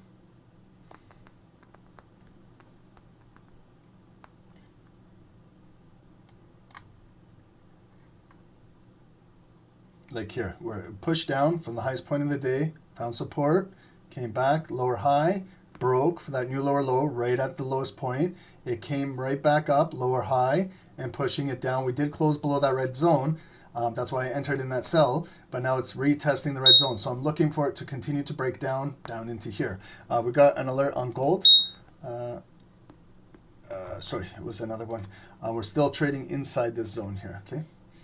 So I didn't get the close I wanted on US30. It was coming down rather nicely. Remember last 30 seconds? Then it returned back up with the buyers closing with the momentum. So now we got to continue to retest this red zone. It's in a pure flag. Like if I was to consolidate all of this garbage that we're trading in right now, that's the consolidated zone. And again, we've got to see if we can continue to bid down in here for the sellers. Or are the buyers going to be asking to trade up in this red box, and then it will take it for that next higher high.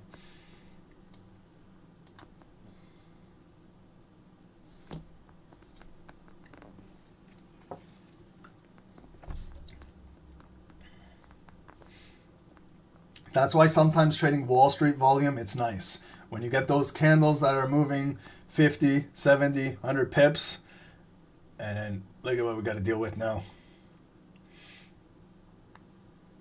Trump is speaking with the Polish president right now. Yeah, he's speaking right here. Trump, I may put more soldiers in Poland if they want. Okay, so Trump is speaking right now, guys. So, you know, we're going to be careful trading these markets. That's what I mean. Like if something is said by Trump and causes a big bullish candle to break out of here, I want to be able to control my stop loss.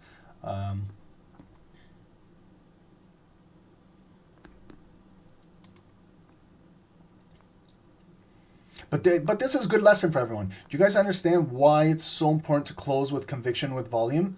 Because we see, how many times did we see the sellers pushing it down but have not closed below these bodies? Same with the buyers. They're bringing it up, but we haven't seen them close like above this red zone as of yet, okay? So both sides. It's good learning experience for both of us, for buyers and sellers, okay? Gold is a good example as well. Okay, so gold did close above there, but when it came up, it got rejected. This candle opened and it right away dropped down and closed back below here. So I don't like gold either myself. It's just barcoding, bearish, bullish in this range. We know that it's not going to stay trading in here all day today. It's eventually going to try to break out for a new all-time high, or this could be a good possible opportunity to look to cool off gold and get a little sell in here. But it's not developed yet.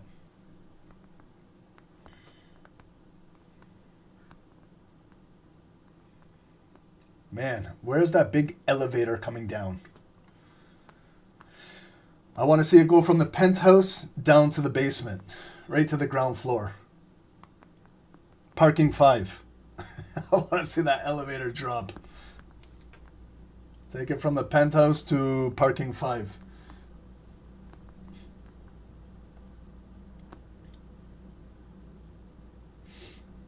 Okay, so how many times have we rejected the buyers up here? 1, 2, 3, 4, 5 times up here.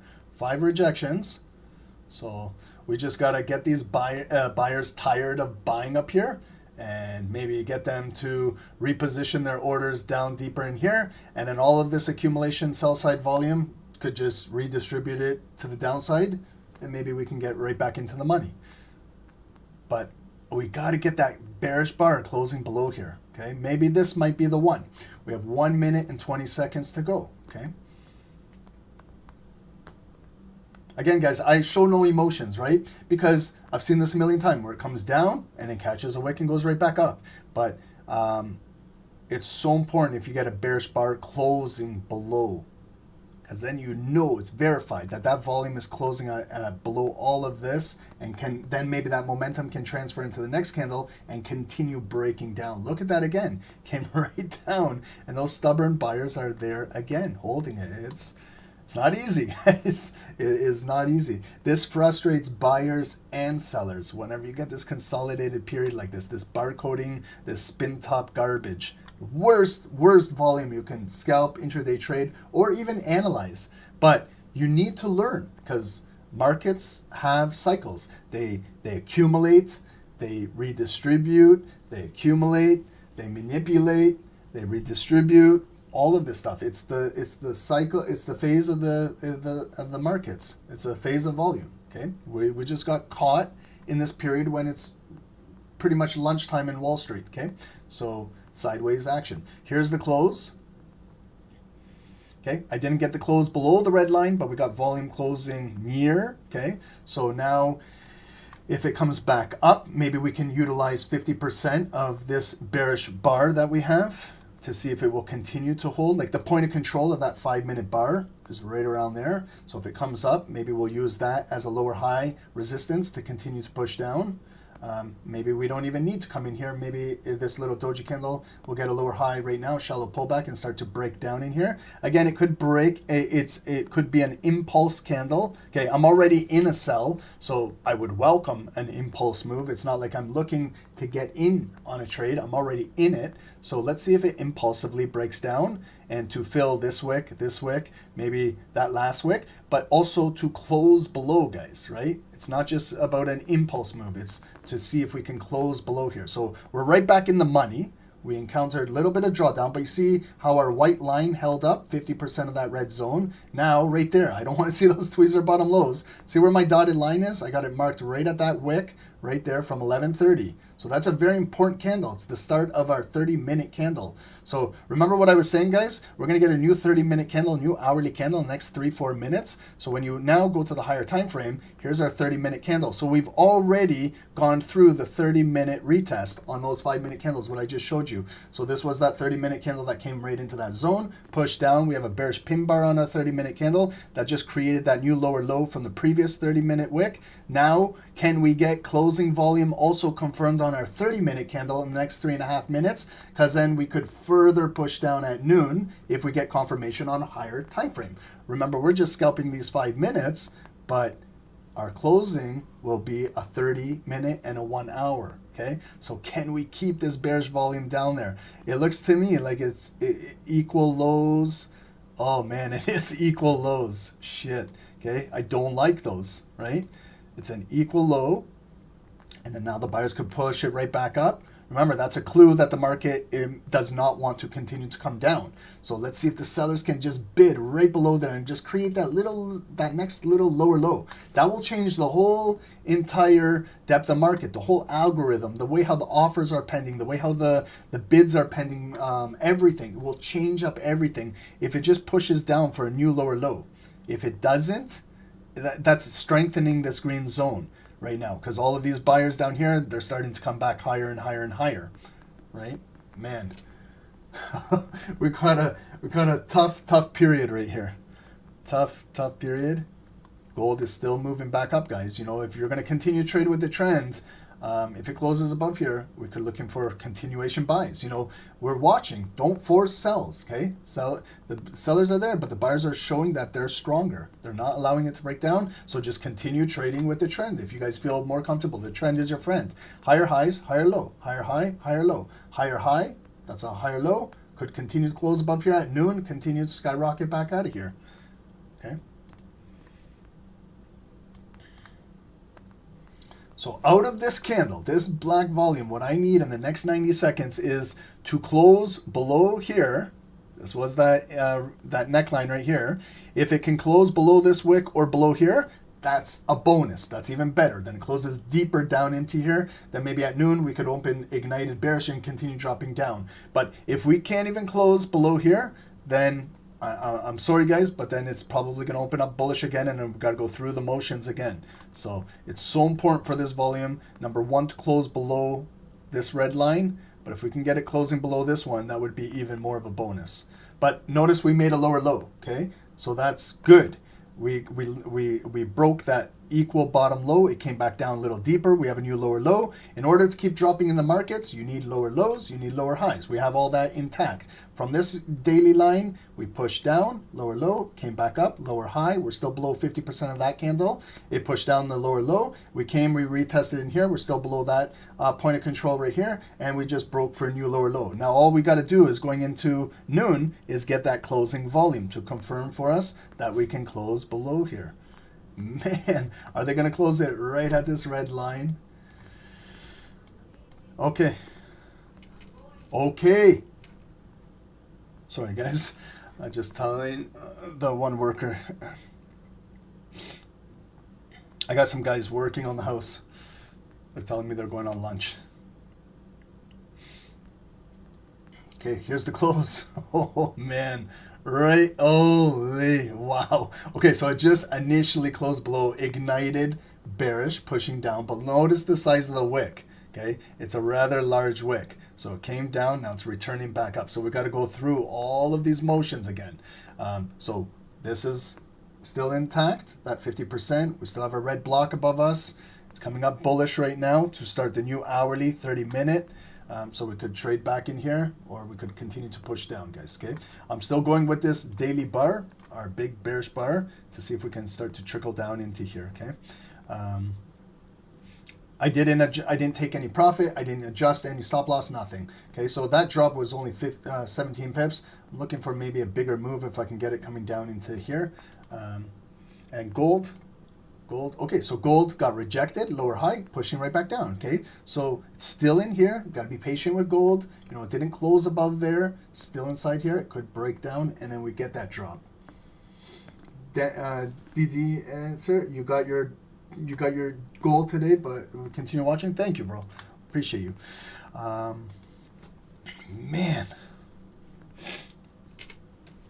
this volume sucks. Can I be honest with you guys? This volume sucks. Okay, but we got a good retest again. That's why I identify these areas. It came up bullish, bullish, bullish, below point of control, big rejection. We got a spin top bearish candle. Can we push? Can we get more black volume closing below this these bodies? And then maybe we can continue to redistribute to the downside, okay? So that was a good rejection right at the beginning of the new hour, new 30-minute candle. Okay, so that's good. Let's see now if we can continue to redistribute it, the volume to the downside.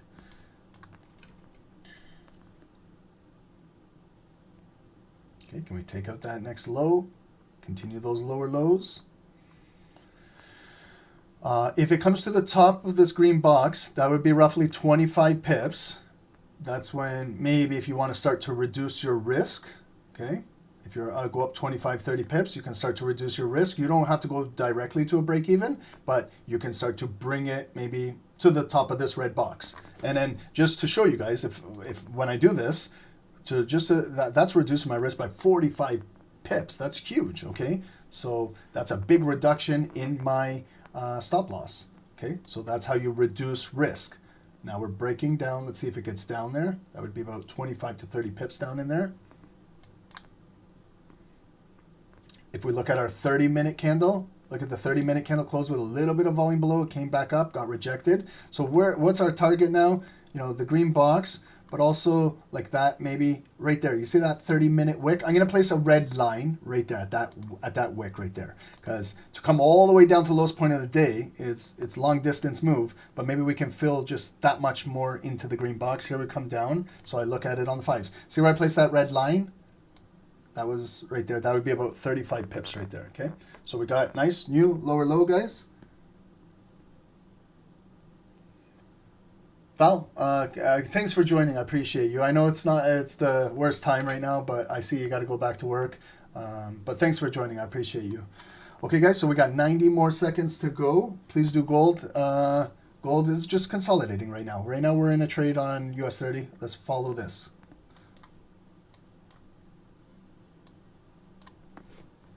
Okay, that's the 25 pips right to the top of the green box. Okay, some of you guys have pipped and dipped out of the market. It's all good. Just continue. All I'm worried about is if you guys can start to reduce risk. So I'm going to start bringing my stop loss right there. So I've reduced it substantially. I still got the red block above me in case it wants to trade back in there. But now it's moving right down to that red line. That's 35 pips. So if you look on your 30-minute candles, we're filling right up to that wick right there. Okay. We got, like, even when I move that red line back over here, I can see it's got bodies right there. Okay, so you see how we're bouncing off of it. That's what I was trying to tell you guys. That bounce off of it. Okay, that's good. 35 pip grab. Jitendra, you're up 60 points. Nice. You got in much earlier. Okay, but we got to follow the close of this. 16 seconds to go. We got our lower lows, lower highs. If we can close below this red line, we could use this as resistance and continue pushing down to the lowest point of the day. I haven't scaled out anything as of yet. I just lowered my stop loss. Okay, so it came back up at that red line. That's why I put it there. This candle opened off of that momentum of the wick, bullish ignited. So where's 50% of that bearish bar? It's the red line that we had before. You see how like psychologically it's still right there, you know, like it was support, support, support. Now it's turned to resistance. So a little quick shallow pullback. Can we continue to offer those buyers up here and continue push this down, take out that wick, and then continue to push down near the lowest point of the day? And that would be a pretty good 40, 50 pip grab down in there. Okay, we got our perfect ignited candle opened. We've offered to them real fast. We've rejected their volume early. Now all we got to do is continue to bid down in here, to continue to drive down in here. It's not easy to break a green zone, guys. I want to tell you that, okay? So it's not easy because this could come just down in here for 40, 50 pips and reverse all the way right back up, okay? Because this could be a double bottom at the lowest point of the day and we're selling into it, right? But I'm going with this daily volume, this big daily bar. I'm not trading against this, I'm trading with it, right? So I want to go with the flow of the higher time frame. It sucks watching it on every 5-minute candle because some traders that trade on the higher time frames, they set it and they forget it and they walk away. You and I are watching every single candle. Like it's when we see it go down, go back up, go down, you know. Some traders don't go through this like how we do, okay? But we learn more when we do this, okay? And please, guys, you know, manage the trade, please. If you want to go to a break even while you're up, you know, start to learn how to do this, guys. That's about 35 pips on a shitty time of the day. You know, it's Wall Street's lunch hour right now, and we still got 30, 40 pips maybe. Okay, so don't, you know.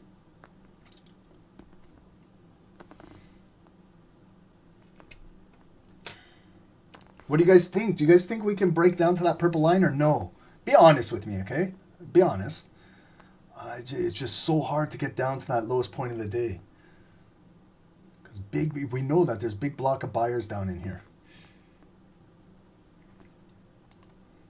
But the hourly candle, holy shit, look at the hourly candles. Man, do those hourly candles want to break down. Oh, wow. Like, look at the M pattern on the hourly candles. Wow, do they ever want to break down? Right there. There's the one top. There's the neckline where we're trading right into. There was that big second top with also Wall Street came in there and got rejected down. Now we're coming all the way down. Man, if we can get some 30-minute hourly volume closing below there, that could be a big, big bearish breakdown on US30. But man, are they ever protecting it? Are they ever protecting it down there?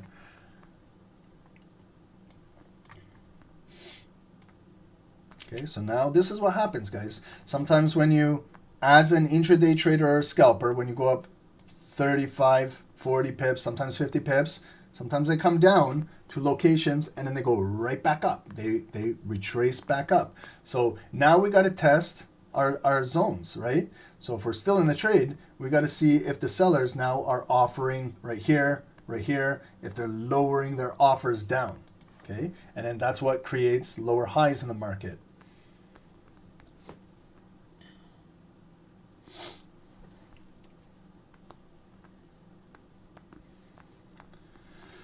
Guys, like the stream. If you guys like a free education, if you guys get value out of our channel, if you guys are learning, if you guys are earning a little bit with us, we do appreciate you. Subscribe to the channel as always and join us on a daily basis. Tomorrow will be much better, 6 a.m. to 10 a.m. This is just a tough period of trading. Like, look at gold. Gold is just consolidating still in here. Guys, I haven't looked at NASDAQ. Do you guys want to look at NASDAQ, or do you want to just continue with this US30 right now? I can do a top-down analysis on NASDAQ if you guys like. Yeah?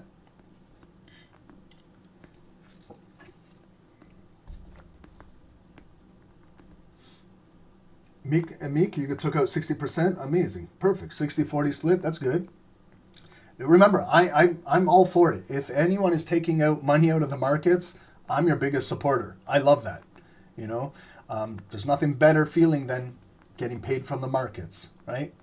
But just have your own unique rules. Have your own unique rules. Do what's best for you. I like 80-20. That works for me, my style of trading. A lot of times when I'm trading the 1-minute candles, it's a 1-minute bar that will drop 20 pips, 25 pips, and the next 1-minute bar reverses right back up. So for me, I got used to doing 80%, taking out, leave 20%.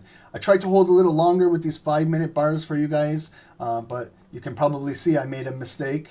When it came down there, I even located that red line from that 30-minute candle, and I didn't take action down there. All I did so far was reduce my risk, okay? But I still have a stop loss, but it's not as big as it was before.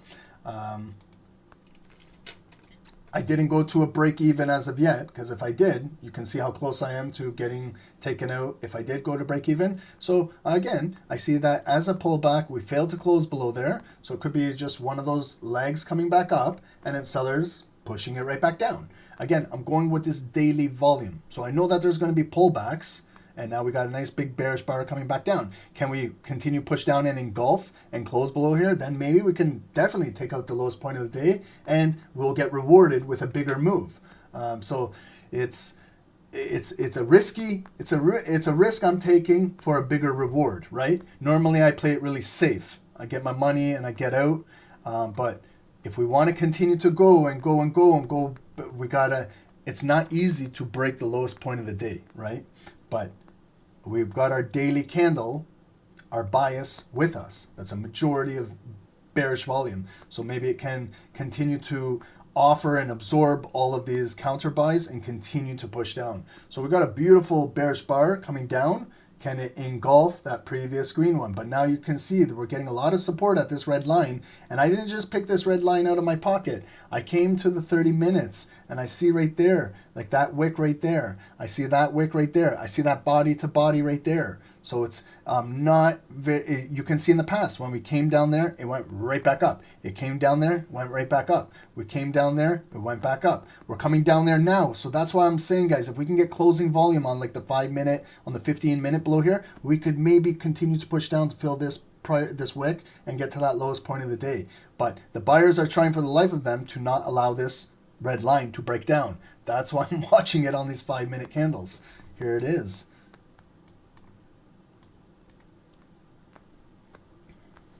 And also, another thing, if you didn't take out any money on this wick, the market is allowing you another opportunity to take out at 35 pips here. But this is where you see a big bar and then you want to hold it for that bigger move. So it's the risk to reward, right? But the market is giving us another opportunity to scale out here, okay? But just got to have rules, guys, and go with it. I'm holding this. I want it, if it closes, I'll tell you guys what I'm doing. If it breaks this and closes below here, I'm going to go to a break even because then I gave it enough. Then I'm up maybe 45, 50 pips.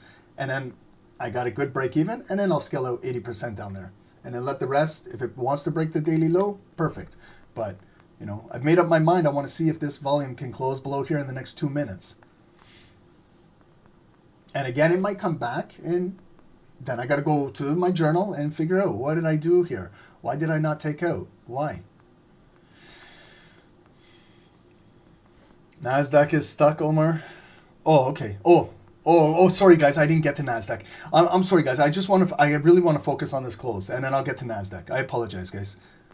But this is so important. It's so important.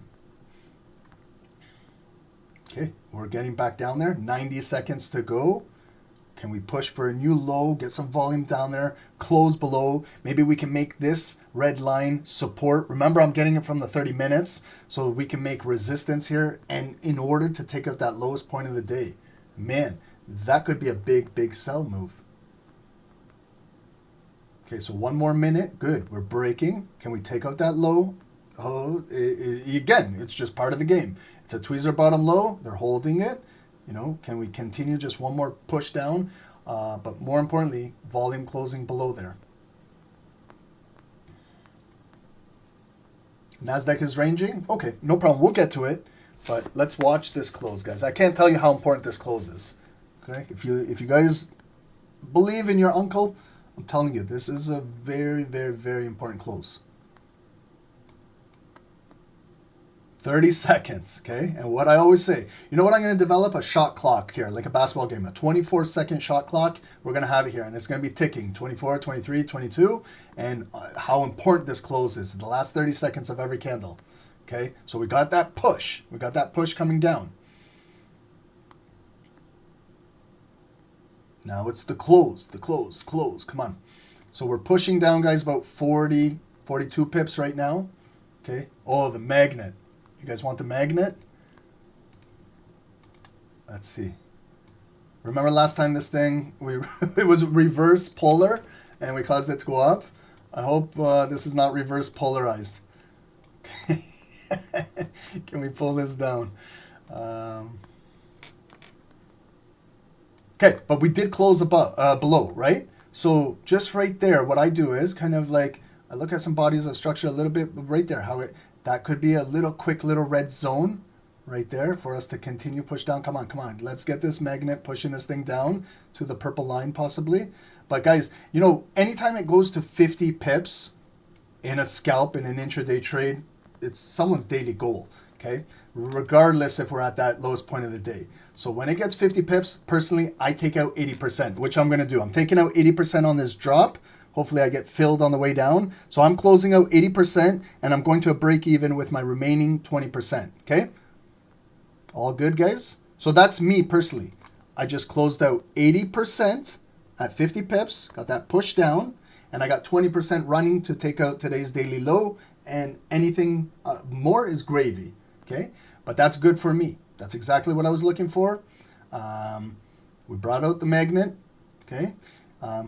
And I'm now at break even for everything. So how much drawdown did I unrealized? Let's measure it. Okay.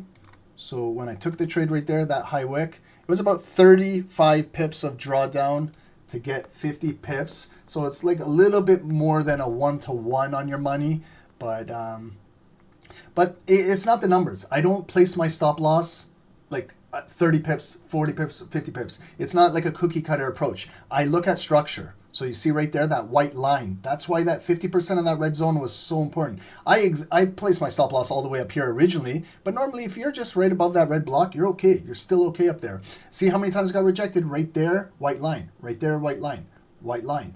White line. So that held right there. That 45,160 solid resistance. That was that point of control of this big bearish candle. Okay. And reasoning why I took out 80%, It dropped 50 pips, and we're so close to that purple low of the day. I know that there could be a big buyer just waiting to buy up there and then bring this right back up. And then you got to go through those motions again when it comes back up. Got to go lower high. So right there, 50 pips in the pocket. We can eat steak and eggs for lunch, okay? But you see how you got to hustle? You got to grind this time of the day. This is noon. This is not the greatest volume to be trading. There's much better volume to trade pre-New York, during Wall Street. This is kind of very, very difficult volume to trade. But if you still trade with higher time frame, you still mark out your proper zones, you can still do really well, okay? Gold is still moving up, okay? So if it closes above, it's still gonna continue to go up. Don't fight this, okay? Don't be fighting it. Don't try. I told you, I'll look for sells below here, but nothing has been confirmed down there.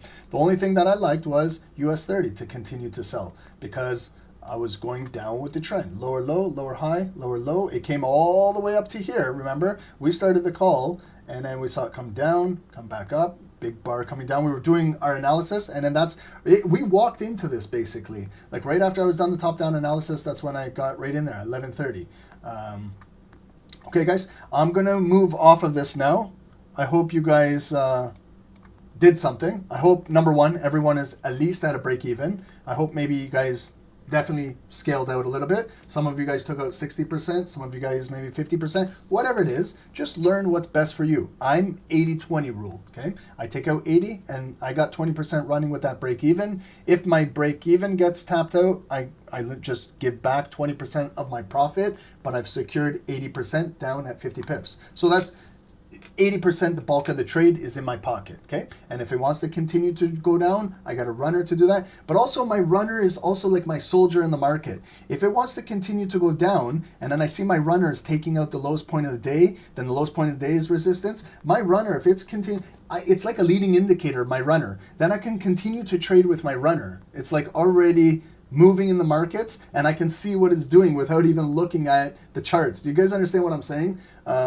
Maybe you need to smoke a joint right now to comprehend what I'm saying. The runner that I have, if it's continuing to move and profit, I know it's breaking levels of support. And I can continue to trade with that runner. It's like a leading indicator telling me how the market is moving. I don't necessarily have to sit right here and be in front of my charts. I can go do other shit and go for a walk, watch my runner. I know if it's breaking support levels, continue to go lower and lower. I know what it's doing. I know it's flipped today's daily candle and I can continue to trade with it. Sorry guys for that. It might be a little bit more advanced for some people to understand, but right there you can see it's going to get tapped out. I'll verbally let you guys know as soon as they tap me out, and then we'll move on to NASDAQ. Okay, so I just got tapped out. So, you know, that's the reason for taking out 80% at 50 pips down there, okay? Because if I didn't, now my entire trade would be coming back up, pissing away 50 pips. And now if I didn't go to a break even, now it could be coming after my stop loss. Then a positive trade turns into a negative trade, and that's demoralizing. So that's how you manage your risk, guys, okay? Does everybody understand that? I know we're here for learning purposes and live trading and things like that, but I need you guys to learn the psychological and the mental game of trading. Not so much, like candlesticks are important, but guys, don't piss away money. Don't guys, it's hard enough to trade. You know what I mean? It's very difficult to trade, and we don't want to give back our money, okay? Yes, it could come right back into this red zone and drop back down again, but you can see it held some good support right there. Okay, so do you guys want me to we got about another 30 minutes on the call, another hour. Do you guys want to do NASDAQ? Do you want me to chart NASDAQ for you guys? It's moving pretty similar to US30, but we can do an analysis on this, no problem. So you see how now I'm out of that US30 trade, and now I can go to another chart. Normally I don't do this when I'm trading. I'm trading with one security all the time, and I follow that, right? I don't normally flip flop from gold to NASDAQ back to US30 to GBP USD. I don't trade like that. I stick with one security, normally US30, and I trade with it. So then if I'm still on US30, I'm following where it's going right now. Maybe I'll continue to sell with it, or maybe I might flip my bias and buy with it. Okay. Senket, thank you. You made 1,000. Amazing, amazing. We talk percentages or pips here. But 1,000, if it's $1,000, that's incredible. But I like to talk percentages, not dollar figures, because percent is universal. If I gained 1% and you gained 1%, we all gained 1%. It's then whoever, you might have way more money than me and you made more money, but we both got 1%. Okay, so that's the way how I want to continue with learning, is not dollar figures, guys. Don't learn that way. I used to learn dollar figures when I first started. Once I switched it to percentages, pips, ticks, points, that system, it completely changed the game for me trading. And the dollar figures will just, they'll come, but it's different for everybody. Okay, so that was, I'm just giving you guys some advice how things change for me. When I was always saying to myself, I got to make $1,000, I got to make 1,000, I got to make 1,000. That was ruining me as a trader. I would make, let's say, 700, and that's an amazing wage for anybody. And I would go for that 1,000 and ruin everything. So percentages takes away the emotions of actually attaching a dollar figure, and it's not about money anymore. It's trading, percentages, points, ticks, points. Okay, let's do NASDAQ. So I'm going to do NASDAQ. I'll explain NASDAQ when I do a top down. You see how I did US30 and I went really fast, and how I kind of walked right into that trade? I'll take my time with NASDAQ to make sure everyone is learning.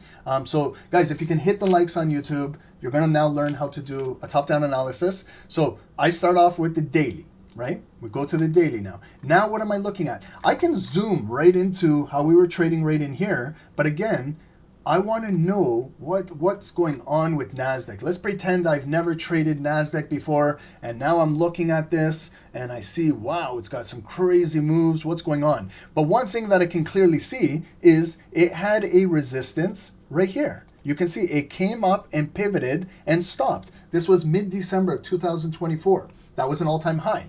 And then if you figured that out just right there on those 2 days, and you started to stretch it into the future, then you see we came right back, right below it, right here, January of 2025, the start of this year. And stretch it into the future. We can see mid-February, end of February, early March, we came in there. There was a lot going on, elections, Trump, Biden, all of this. And then the market sold off. NASDAQ sold off, okay? And if I stretch that zone into the future, I'm continuing to go. And we never revisited this back until June, start of this summer, June. And then now, stretching into the future, I can see that there's bullish volume closing above here now. So then I go red to green. The volume is the only thing that's variable. The only thing that's moving is the volume, not the zones. The zone is static. It's this size of the zone. Now I flip it green, I invert it, and I continue in the future.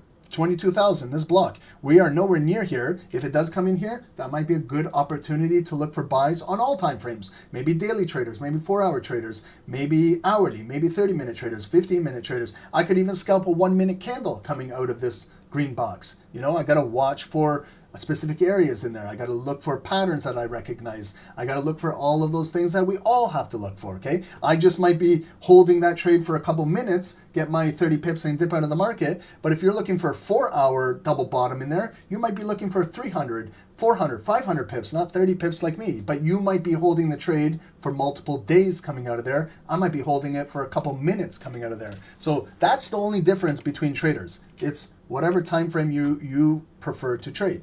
I can even dissect and analyze what's going on down in here. This was Liberation Day. This is when he started introducing those tariffs to the markets. You see how the market did not like the tariffs and then started to recover when he started to pause the tariffs and delay them, and then see how the market rebounded. And since then, it hasn't looked back. It's continuing to drive to all-time highs. Now, let's dissect all of this stuff where we're trading at these all-time highs. So what I look for are points of interest, pivot points, right? So I can see this leg coming up, higher high, higher low, higher high, higher low, higher high, higher low. And then I see they basically pinned it right there and a big bearish engulfing candle come down. So right at those bodies, I draw a yellow line. Okay, that's a point of interest on the daily right there.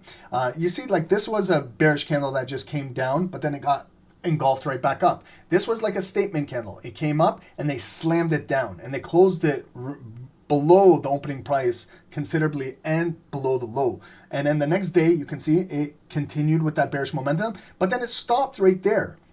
So get to know where your pivot points are. If you play sports, in particular basketball, you know in basketball, when you lose your dribble, you only, what can you do when you lose your dribble in basketball? You can pivot, right? But you can't lose your pivot because then it's you travel. So you can either pass to your teammate or you can shoot.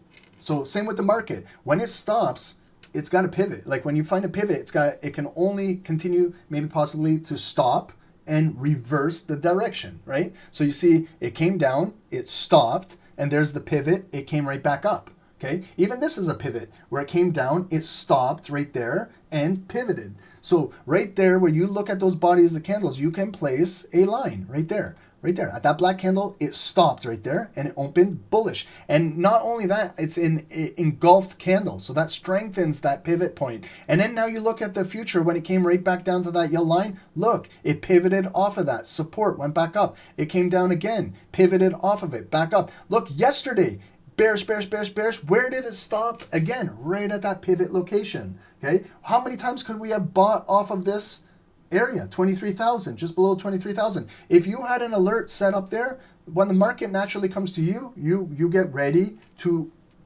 consider trading that location. Okay.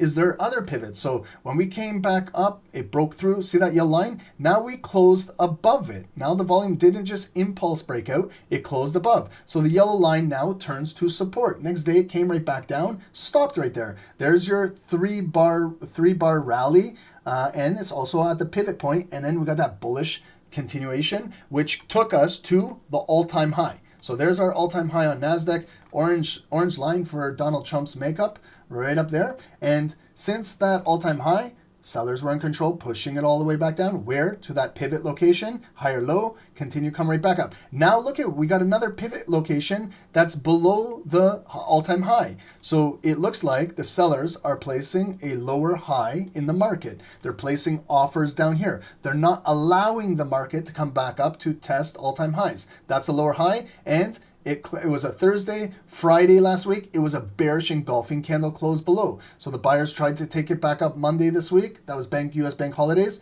This is when they had the redistribution of volume today. Look how bearish it was. Bearish, bearish, bearish, bearish. Sorry, yesterday at the Tuesday when the markets open up. Bearish coming all down there, okay? So now I feed off of yesterday's analysis. So it came all the way down yesterday, held right here. See guys where it's holding? Yellow line, body, above 50% of that bullish candle. If you want to make this easier, guys, pay attention to this. Okay, this is a big bullish candle that engulfed. Grab your Fibonacci tool real quick. Go from the opening to the closing price, okay? So you're not guessing, right? So you can do this, because someone will say to me, I get it all the time, Ron, I can see that wick, I can see that wick. It's easy how you identified that area, okay? If I had 10 cents for every time everyone said that to me, I would be a multi-billionaire. I'm gonna show you guys now how to do this without knowing that what we see right now. That's why you got to stretch it into the future. But the way how you do this is figure out 50% of that big bullish volume. Look at where 0.5 is right there. So that yellow line is right there, 0.5. Now you can see how it's reacting at 50% of that big bullish candle. Now you want your bullish point of control zone. It's the 1 ratio above and 1 ratio below. Either your 382 or your 618 on the Fibonacci. Now when you got that point of control, that's how we sold US30 just a few minutes ago. Look at now. Now I see it come into that point of control, get rejected back out. I see when that wick comes at the top of that point of control, back up. I see this day, it came right in there, right at 50%, back up.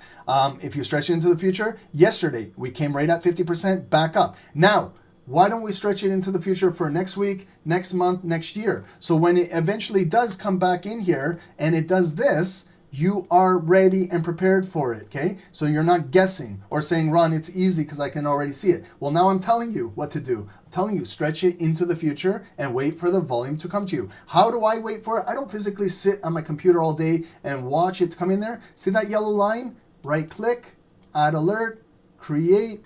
There's my clock. Whenever it comes in here, whether it's next week, next month, next year, I am ready for it. That doesn't mean I'm buying blind out of here, but I'm going to focus on my time frame and watch what's going on in there, okay? The good way how to review and backtest, if you guys want a little bit of homework, it's first day of school, right? I sent my kids to school, so it's the first day of school. I'm going to give you guys first day of school homework. I know it's silly. We're all adults here, but I want you guys to learn. Go back today, and what I used to do is I used to look at these wicks right there, make them neutral.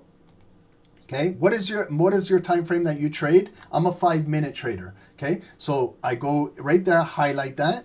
I could even highlight this wick because now I want to do a little bit of back testing. I want to see what type of pattern was built when it came in there and how did it exit out of there. So you see how I've highlighted those bottoms right there?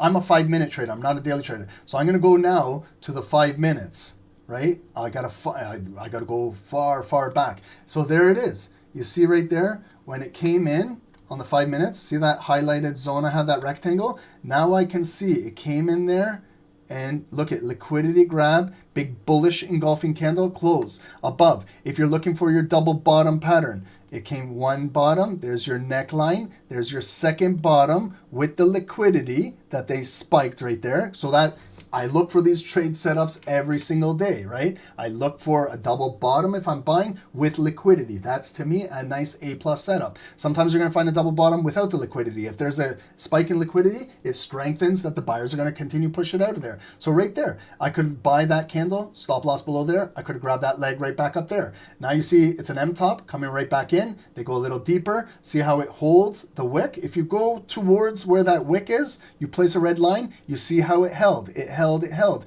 and then continued to buy out of here. I could have waited for it to close back above the green box. I see how it's building, close above. I could have bought that pullback right there, got my money in the market again. I could have identified, resistance to support, see how it's holding. That's just one analysis right there. I can go back and look at those other ones, right? So that's how you can do a little bit of review, a little bit of back testing. You see how the 5-minute candles are nowhere near coming back in here, but if they do, I look for the volume to come in here. It'll alert me right there. I'll get an alert. That doesn't mean I just buy it. Maybe it bounces. Maybe it comes back down. Like what I said, a liquidity grab, closing back above there. Then it gets up here, impulse breakout, close above. Then right there. And then if I see that, again, the way how I trade, same shit. Then I'm looking to buy that breakout right there. I'll adjust my stop loss either below that yellow line, maybe below that low to give it some more room to breathe, maybe my entire green zone. And then what's my profit I'm looking for? I can look right backwards. You can see exactly. I'm targeting right here. Right there. There was support, resistance, turned to support. I could be targeting that yellow line. I measure it, so I know exactly. I'm like a carpenter. When I'm doing a project, I measure the move. That's approximately 112 pips, okay? And then once it starts moving up 50 pips, I start taking my stop loss. Maybe I'll reduce it right there. If I start getting up 50, 60, 70 pips, maybe I'll go to a break even, and then it's just managing my profit after that. If it can continue to go up, where could it go up to? Your next resistance point is right there, right? And if it wants to continue to drive, right there. If it wants to continue to break, we're looking right up there or right up there, guys. Okay, sorry for this rant, but it is first day of school, so it's first day of school for us too here. I hope you guys don't take that as an insult. Someone said, Ron, one time I did that and said, Ron, don't do that. I'm an adult. I said, okay, no worries, but that's how I learned. I'm telling you guys how I personally learned. I'm not saying for you guys. I'm saying how I learned how to do this. You guys see how I broke that down? And then I can tell you guys, when I'm in a trade and I say, guys, let's look back, and then I put my red line and I know exactly where to take my profits. That's exactly what I do, okay? So let me just go back to getting rid of all these lines, and we go back to our research here. Okay, so sorry, but anytime I see something, guys, it's freestyle, it's a live environment, right? I gotta break shit down. Okay, so let's get rid of those. So that's what I was analyzing. Those, anytime it comes in there, analyze. You'll learn a lot. I'm telling you. Pay someone to teach you that shit. Pay someone if they can even break that down to you the way how we break it down. I'll break it down real easy, guys. I'm teaching my kids how to do this. You guys will be real simple. We can do this. Okay, so now let's follow that bearish candle yesterday. Bearish. Came into that point of control, that pocket. Buyers are there. pushed it all the way right back up. Okay, so now let's find our closing balance, opening balance. Is it a clean transition? Yes, it is. Close, open. There's no gap downs, no gap ups. I look at those things. It opened, it was initially bearish today, but it made, right there's our lowest point of the day, purple line. It's a higher low. I can see it's a higher low above here, but also it's above these two bodies. So there, I have to have a point of interest right there. Those are those bodies there. So another yellow line right there. If we ever come down bearish and break this, maybe we'll come down there and stop right there at 23,150. At that body and that body, catch a wick, higher low, and go right back up. If it can't hold there, then it will traditionally fill the rest of the wick and come all the way back down into the green box. I want that yellow line there because if they're protecting the green box, that's where they're creating that higher low, and that's where those pending buyers are accumulating right there. Okay, I'm doing this without even looking at a depth of market. Okay, I'm trying to save you guys some money where you don't even need to look at a depth of market. Okay, you guys make your own depth of market. So when we came down there, we can physically see the lowest point of the day, higher low. We came back up to the opening balance. The buyers were strong today. Look at the strong bullish volume, bullish, bullish, bullish, bullish. We took out this closing price yesterday right there. We created a new high, but it's not higher than this high, and we're still below 50% of this big bearish candle. So I can see today's highest price, purple line right there, right? And then I can see it got rejected, and we just have this much bullish volume left. Are the sellers going to come all the way back down to the opening balance and flip this candle? Are we going to consolidate right in here? I can see now if I want to scalp the markets right here. This is my scalp zone. Yellow line right here. Why am I placing a yellow line right here? There's a body close, body open, body close, body open. Look at this yellow line. There's something about 23,400 in the market for NASDAQ. When it closes, opens. It closes, opens. So you see our volume is below this 23,400. If I'm looking to scalp on the upside, I got to see if volume will close on the 5-15 minutes above this yellow line, maybe retest it, make it into support. Then I can fill the rest of the wick, getting back up to that yellow line, right? If the sellers now are in control, if the buyers come up to this yellow line, maybe it's a double top like on the 5 minutes, then it will continue to sell back down, and I sell it back down to this yellow line, right? But that's a point of interest. I got to watch to see buyers or sellers who will control this price, 23,400. And one more thing to recognize up here, this big bearish engulfing candle that engulfed this bullish bar and this bullish bar, can we figure out 50% and a red point of control of that candle? Very easy. Go to your Fibonacci, open, close of that candle. Where's the 50%? You see the 50% is my yellow line, so I just adjust it right at 50%, and then I go up to 382,618, representing bearish point of control of that candle. Into the future, you can see that we tried today. We did not trade in there. We tried on this day, early Monday. That bearish point of control, unmitigated is the word that you guys say. I say has not been transacted. So that block in the market is still there. Stretch it into the future, right? Okay, is this making sense, guys? Now, I look at the overall pattern on the daily. Do I see something? Do I see something? I see a lot of buyers coming out of this green box, but I still see sellers up here. So this is now, we're consolidating. Like if this was 5-minute candles, if this was a 5-minute candle, 5-minute candle, 5-minute candle, 5-minute candle, this would be about 20 minutes of trading. And I would have said, guys, let's just trap all this bullshit and let's just wait to see what will happen. Will it close above here? And can we invert that? Maybe we buy, or will it maybe close below here? And then we continue selling down here. That's the same thing I would say to you guys if these were 5-minute candles. These are daily candles. So if you got to continue to watch how these things close, or what you got to do is you got to start dissecting. So that's how we're moving on the daily right now. Still got a little bit of bullish volume from its opening balance. It opened, was bearish, came all the way strong back up here and got rejected, and this is where we are. Now when we start dissecting, we can see exactly what time it made its low, what time it made its high, how it was trading through Europe, how it traded in Wall Street. Go to the 4-hour candles. Now I have all of my points of interest on the daily. I got that red block, green block. Now these are the 4-hour candles. Each candle now represents a 4-hour body. So I can see Thursday at 10 a.m., 4 hours, how it traded. I can see when we reversed down, it was Friday that sold off and it closed below. It was barcoding here on Sunday, Monday, the holiday. Not the greatest of volume to trade. And then when we opened up Tuesday, you see they redistribute. There's sellers, buyers, sellers, buyers, sellers. Sellers won that battle and continued to push it all the way down. Now I can see Tuesday, 6 a.m. We came in there. You guys see those tweezer bottom lows at those 4-hour candle? Look at those wicks, guys. Okay? Pick up on this shit. Pick up on this shit, pick up on this shit. See how it came down right there, equal lows. Sometimes I'm telling you guys on the 1 minutes, 5 minutes, I say, man, when I'm in a sell, I hate to see equal bottom lows. Look at those sellers, came all the way down, bottomed out, came back up. It came back down. They didn't even allow it to break, not even one tick. Okay, that's telling something. And then when it returned all the way back up, as soon as this candle right there, like I would have been buying this candle. As soon I could have marked that location right there, 23,190. Watch my 30-minute, 15-minute volume close above and bought that candle. Okay, but I didn't. Okay, because someone's gonna say, well, Ron, you didn't buy it. Okay, I understand, I didn't. But I'm telling you guys what to look for in the future. Okay,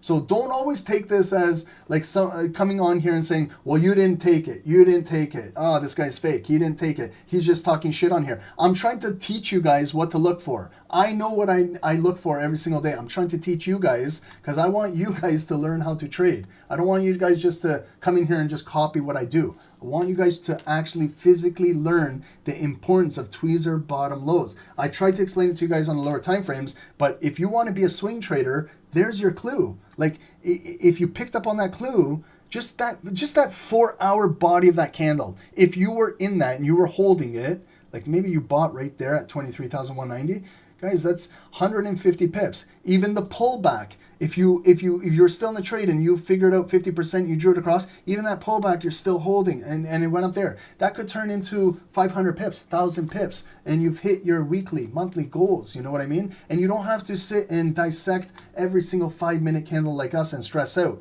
You can do the same shit we're doing as scalpers, but you do it on your time frame, okay?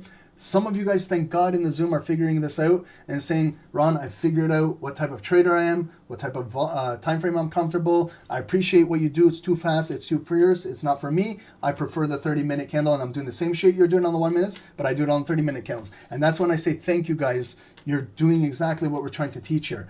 And then my first ever webinar here at SST was, what type of trader are you? And I'm still talking about what type of trader are you. You need to figure this out. I am a scalper. I cannot change that. I can't. I try for the life of me to swing trades or hold longer than 15, 20 minutes with you guys on these calls. And it's very difficult for me because I'm going against everything the way how I trade. But that's why I'm here to help guys teach, you know. So please, guys, the ones that are paying attention, thank you, guys. For those of you that this is going over your head, like right now, I can see Sanket. You're telling me move to gold. I can go to gold, no problem. Let's go to gold. And let's forget about all education. What do you want me to tell you? Okay, so sorry, Sanket, I'm calling you out on YouTube. You've told me to come to gold. Let's analyze what is going on gold. Okay, what am I going to do? It closed above. The red zone is green now, right?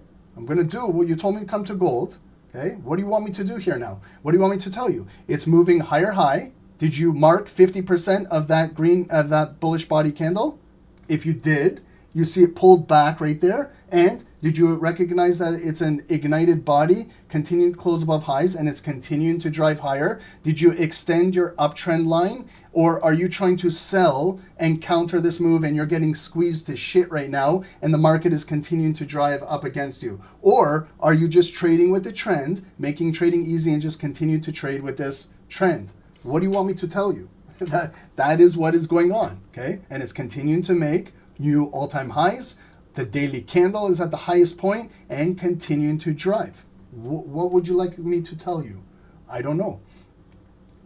So the buyers won this consolidated zone and continuing to drive higher. Okay. So, but I'm not going to, I just did that for you on just to show you guys how, when I come on here to try and teach how someone loses focus. Okay. And it's just, and then they come on here and just say, go to this chart, this, that. I can tell who wants to learn and I can tell who doesn't want to learn. And this is why I get turned off and then I don't want to come on YouTube. Because I can tell that some of you guys don't give a shit about learning. It's just buy, sell, buy, sell. I'm not a signal group. I'm not a signal person. We have signals in our group. We've got trade ideas. If you want those, sign up for those. When it comes to live education, live trading, I'm not your signal provider here. Okay.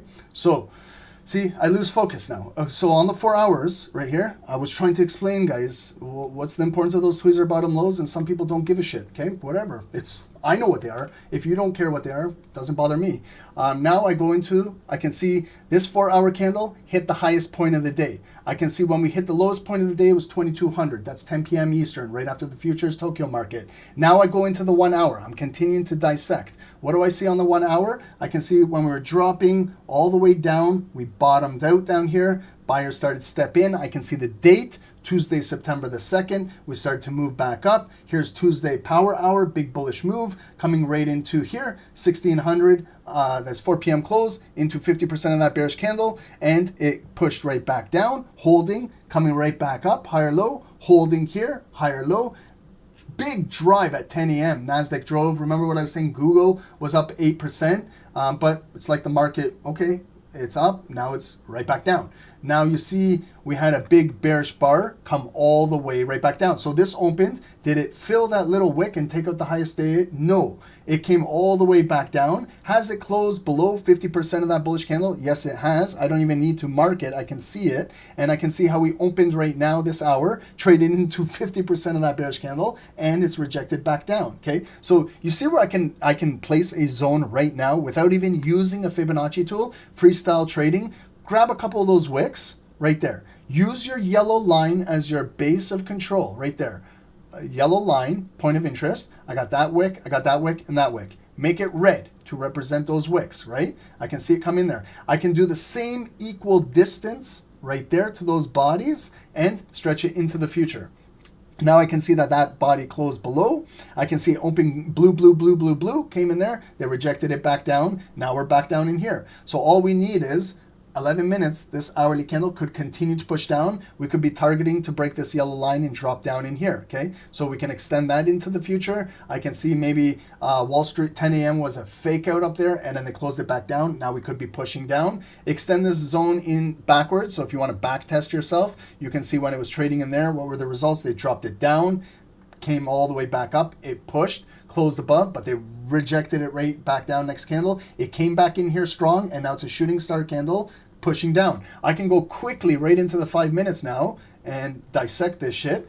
I see when it was coming right up here to the highest point of the day now, right up there. It was right by just prior to start 11 a.m. We pushed back down, consolidating, false breakout. Now we got volume closing below. So what I could be doing now, setting myself up for a trade, is targeting this yellow line. But I see every time it comes down there, there's a wick, wick, wick, wick, body, body. So I'm going to place a green box just to let me know, Ron, be careful trading down here, because when it comes down here to this daily point of interest, the 5-minute buyers are here protecting this zone, okay? So maybe it will trade down into here. So what I'm watching, I'm going to place an alert at this yellow line. If it comes down here at some point today, what I'm watching for is, will it come in here, do something like this, and drive back up there? I could be looking to buy out of there, okay? If I see something like this, where it closes below, I flip it, the yellow line will be resistance, green to red, maybe it will come down, do exactly what we did with US30, and try and target that lowest point of the day. Maybe we can scalp down for 50 pips, okay? And then when I know exactly where it could possibly go, I take a look to the left of my chart. Do you see these 5-minute candles, how they're trading in between the yellow and the purple tape? Right there. Is someone going to argue with me that this is not a point of interest on the 5 minutes? There's resistance, resistance, resistance, resistance, resistance, resistance, turn to support, support. That was a fake out candle at 315, 320, that's London, and it could be red support going forward. So you see what I mean? If I get into like a sell and it breaks down right there, it could find support and go right back up because it's protecting this purple low of the day. If I'm taking that trade, I'm getting my measuring tape to measure the move. Right down to that red line is about 35 to 40 pips, okay? It could just come down there, grab a wick, and go right back up. And then that's how scalping works, guys. If you want to know how to scalp, you got to know where you're scalping, from point A to point B.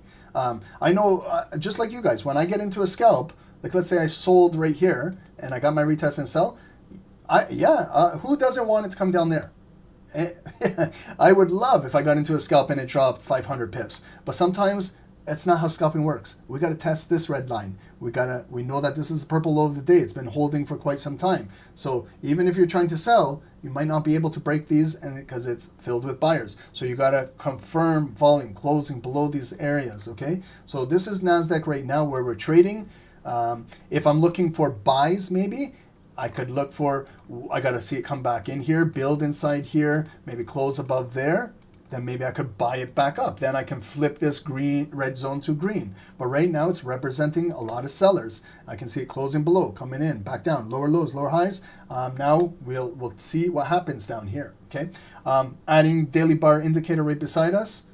It's a crazy day on NASDAQ. We opened, it came down bearish. It came all the way back to the opening price. It was really bullish. You can see when it was bullish during 10 a.m. Came all the way up. We hit our highest point of the day. And right since then, they brought it right back down. We're almost at the opening balance. And that's that yellow line right there, okay?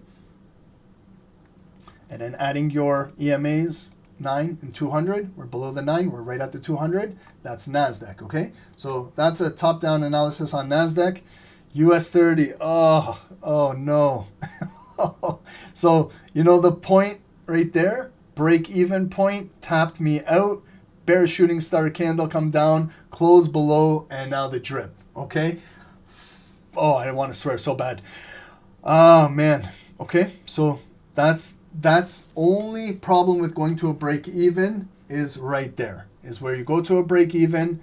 That's what the market can do. Tap you exactly right at your break even and then drop. The only other way how to fix this is instead of a break even, maybe just keep your stop loss maybe above that white line, for example. You're not at a total break even, but you still realize a loss of 10 pips, okay? But that's what you can do, guys, okay? That's the only psychological way how to eliminate that is give it maybe instead of a break even, a BE exactly, give it 5 or 10 pips of breathing room, because how many times on these calls has it done it to me where it came, tapped my break even and dropped down? So maybe I need to adjust that on these live calls, but I don't like anyone to take any losses. So that's why I go to a break even. It helps me psychologically on these live calls to know that I'm at a break even. And if you guys are at a break even, your money is protected. It helps me know even if I leave a 10 pip stop loss, I know it won't hurt me, but it might hurt you because some of you guys are not following risk management and you guys are over leveraging. And I know everyone says, well, Ron, you shouldn't worry about other traders. They should be managing their own risk. Try live trading and try educating other people. It'll always be on the back of your mind because when they make a comment and say, Ron, I just lost $500 and blew my account. I know I'm not responsible for that because I tell you guys, I'm not a financial advisor. I'm just some guy trading in the basement, smoking a joint. But it does affect me, guys. I actually feel for you guys. You know what I mean? We're actually care for you guys. Okay. It's not like we're just here and hope that everybody we want to teach you guys proper risk management. But this is how you can see from your own profit loss. You can look at your journal, those BEs. Anytime I have break evens, I look at them. Maybe it's for your own personal to change it for yourself. If you see you get a lot of break evens and then the trade runs in your direction, maybe just give it a little room to breathe. That's it. Okay. So that's what we got going on right now with NASDAQ and US30. Gold. Guys, don't fight it. Don't fight it. You know what I mean? Stop trying to sell this thing because you're going to get ruined. There was traders in our group, SST. On Friday when gold was pumping, they kept trying to sell, revenge trading, and blew up an account. And they're taking a week off of trading and I said, very, very nicely, I said, if you were just trading with the trend, you would have the best day of your life trading and you would be so excited to trade this week. Why do this to ourselves, guys? Why do we do this? We can clearly see how it's moving and don't always just assume it has to sell. Remember earlier what I was saying about that bearish divergence? Okay, it was there, false signal, but do you see anything breaking down? The only thing that would suggest selling pressure is if we broke this right here. If it broke right here, closed below there, comes back up, we're below the trend. That's the only thing that would suggest maybe looking for a sell on gold. And when it comes down here, that doesn't mean gold is dumping. It could just come right down here, right down to those 5-minute bodies right there or here at the hourly and come right roaring right back up. Okay. and then it cooled off the RSI, cooled off the market, healthy pullback, and those big buyers are buying it right back up. But there's nothing suggesting right now that even there's anything to even consider selling right now. There's just small pullbacks into 50%. Like, I can continue with this cut line up to that body of that candle, still holding. I can continue up to here, it's still holding. There's nothing to suggest. And look at this daily bar. If you want to sell, look at what you're going against. Okay, the reason why I took that sell on US30 was, look at my daily bar.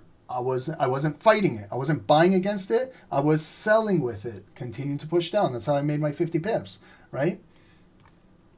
Guys, yeah, Jay, I'd like to stay with the daily trend. Always practice and have rules, okay? If you're going to go against the daily trend and you're going to counter it, I have counter scalping rules. Like, if I was to scalp those two black candles, you know, I that's why I use my measuring tape. I measure the zone that I'm trading, and if it's enough meat on the candle to get in and out, then if I take those, it's a 35 pips, possibly 40 pips. If I was to sell that candle and it goes down 20, 30 pips, I'm already taking my stop loss to break even because I know I'm countering. But when it comes down to there, I'm grabbing my money, 80%, leave 20% running. If my runner wants to continue to break and run, I'm learning from it. But if my runner comes back and taps break even, at least I've countered and I know how to trade a counter move, okay? Even this candle, red candle, came down 40 pips, in and out. Even whatever you're doing, like, guys, look at the market. It wants to squeeze and squeeze and squeeze because we think it's got to come down. This is all-time highs. Gold has never traded up here ever. Okay, this can continue to squeeze for weeks and months. Okay, this is gold, physical gold. Like, it's driving right now. We'll probably hit, who knows, 3,600 before there's even a cool off in the market. Okay, guys. Guys, that's it for me. It's 1 p.m. I got to get ready. I got to go. There's a big construction zone where I got to grab my son at high school. The buses are not starting until Monday. I thought the buses would be in operation today. So they're not starting until next week. So I got to go pick him up. He finishes high school early at 2 p.m. Guys, I hope you had a fun little post-New York session. I hope you guys honestly learned something. Today was more of a learning education session. Don't fight the trend. The trend is your friend at all times until it shows you that it can reverse. If you're trading these securities going into power hour, at the end of the day, just be careful. Tomorrow we'll be back to regular schedule timing, 6 a.m. Eastern tomorrow morning. We'll do full analysis. Get ready. We got unemployment claims tomorrow. What else do we have? Getting ready, guys. NFP is Friday. So tomorrow we do have a lot of news coming out. We have our ADP non-farm employment change at 8:15. Comex 8:30. We have our unemployment claims. We also have ISM services at 10 a.m. So busy day tomorrow. And then don't forget, guys, Friday morning, big day. This is NFP. This is going to be amazing, okay? So let's see what's happening. Look at the numbers, okay? From 73,000, where it was shitty numbers from the last NFP, look at where they placed the forecast at 75,000. Oh my God. If this number comes in negative, like, if I've seen it before where they did this like 75, it was years back, and it came in like negative 25,000. Holy wow, okay? I hope that that's not the case. But if it is, let's be ready for it, okay? They're setting the bar really low because even if they created 100,000 jobs, which is not a lot in America, month over month, then it'll be green, 100. It exceeded their forecast and it exceeded their previous month. And you'll probably see the dollar rally. And maybe that's when gold will possibly sell back down, okay? But we got to revisit this on Friday, okay? So big week still ahead. Salesforce has earnings in the after hours today. Keep an eye on that as well. And guys, if you can leave us a like on YouTube, if you learned something, if you got something of value today, subscribe to the channel so you don't miss out on our regular live New York sessions. And I'll see you guys tomorrow morning. And then Dave will be back with the post New York. So, okay, guys, thank you guys so much to everyone on Zoom. I hope you guys have a great day today. Hopefully you guys learned something today. You know, it's fun taking trades live, but learning is much more powerful. So just do a nice thorough top-down analysis, Take your time with your analysis. Don't rush your top down.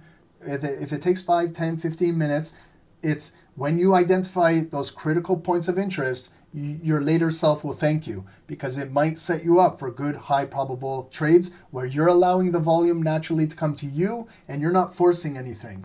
Just when you do take your trade, just use proper risk management while you're taking that trade, because it's not always guaranteed. It might go against you, that happens, but if you're not over leveraged, then you're not doing anything silly to your account. That's up to you guys, okay? Because I don't know how longer we're gonna be on YouTube. Not for me and Dave, we wanna be here on YouTube. It's just, we're getting strikes and strikes from YouTube. I got another strike last week, and they don't tell me what I said. I wrote to them a lengthy email saying, please tell me what I said. Why are you censoring me? What did I say? And it's just saying I'm going against their policy, when I have no idea. They're not even breaking down what their policy is. And I don't want to come on here and have where I can't say what I want to say.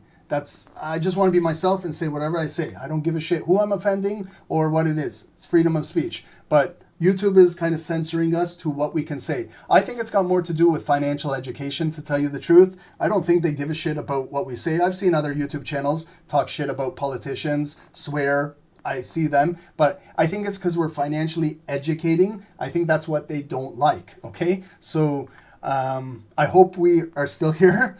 I hope you guys continue to subscribe to the channel. With us growing, maybe that will tell YouTube something, that we're here to stay. You guys want something that we're offering. Who doesn't want a financial education? Maybe that's what they don't want. They don't want us to be financially free. They want us to rely on them for everything we need. We don't need that anymore. It's the 2025. Let's move forward, guys. So hopefully you guys learned something today. And I'll see you guys tomorrow. Do a little bit of homework later this afternoon, later this evening if you can. Figure out those zones, go back, highlight them, and see if you see your setups. See how the market trades in those zones. Maybe you might see something. See for patterns. Pattern recognition can help you make some money in these markets when you recognize these patterns. Okay? But I'll see you guys tomorrow. Thank you guys so much. Have a great day. God bless everyone.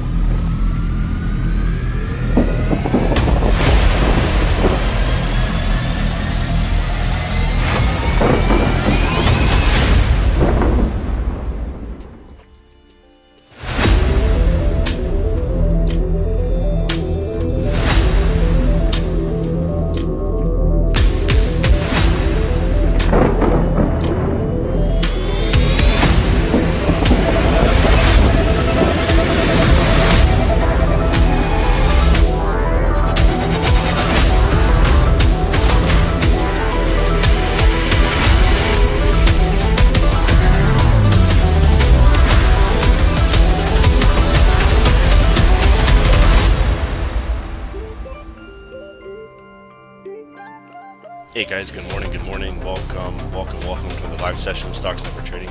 My name is Dave, guys, my partner is Ron. Let's get down to business here, guys. In on US30, sell, okay? I'm jumping in. Guys, that's a 100 pip drop. Yes, we caught it. Hey, guys, 200 pips, please, secure.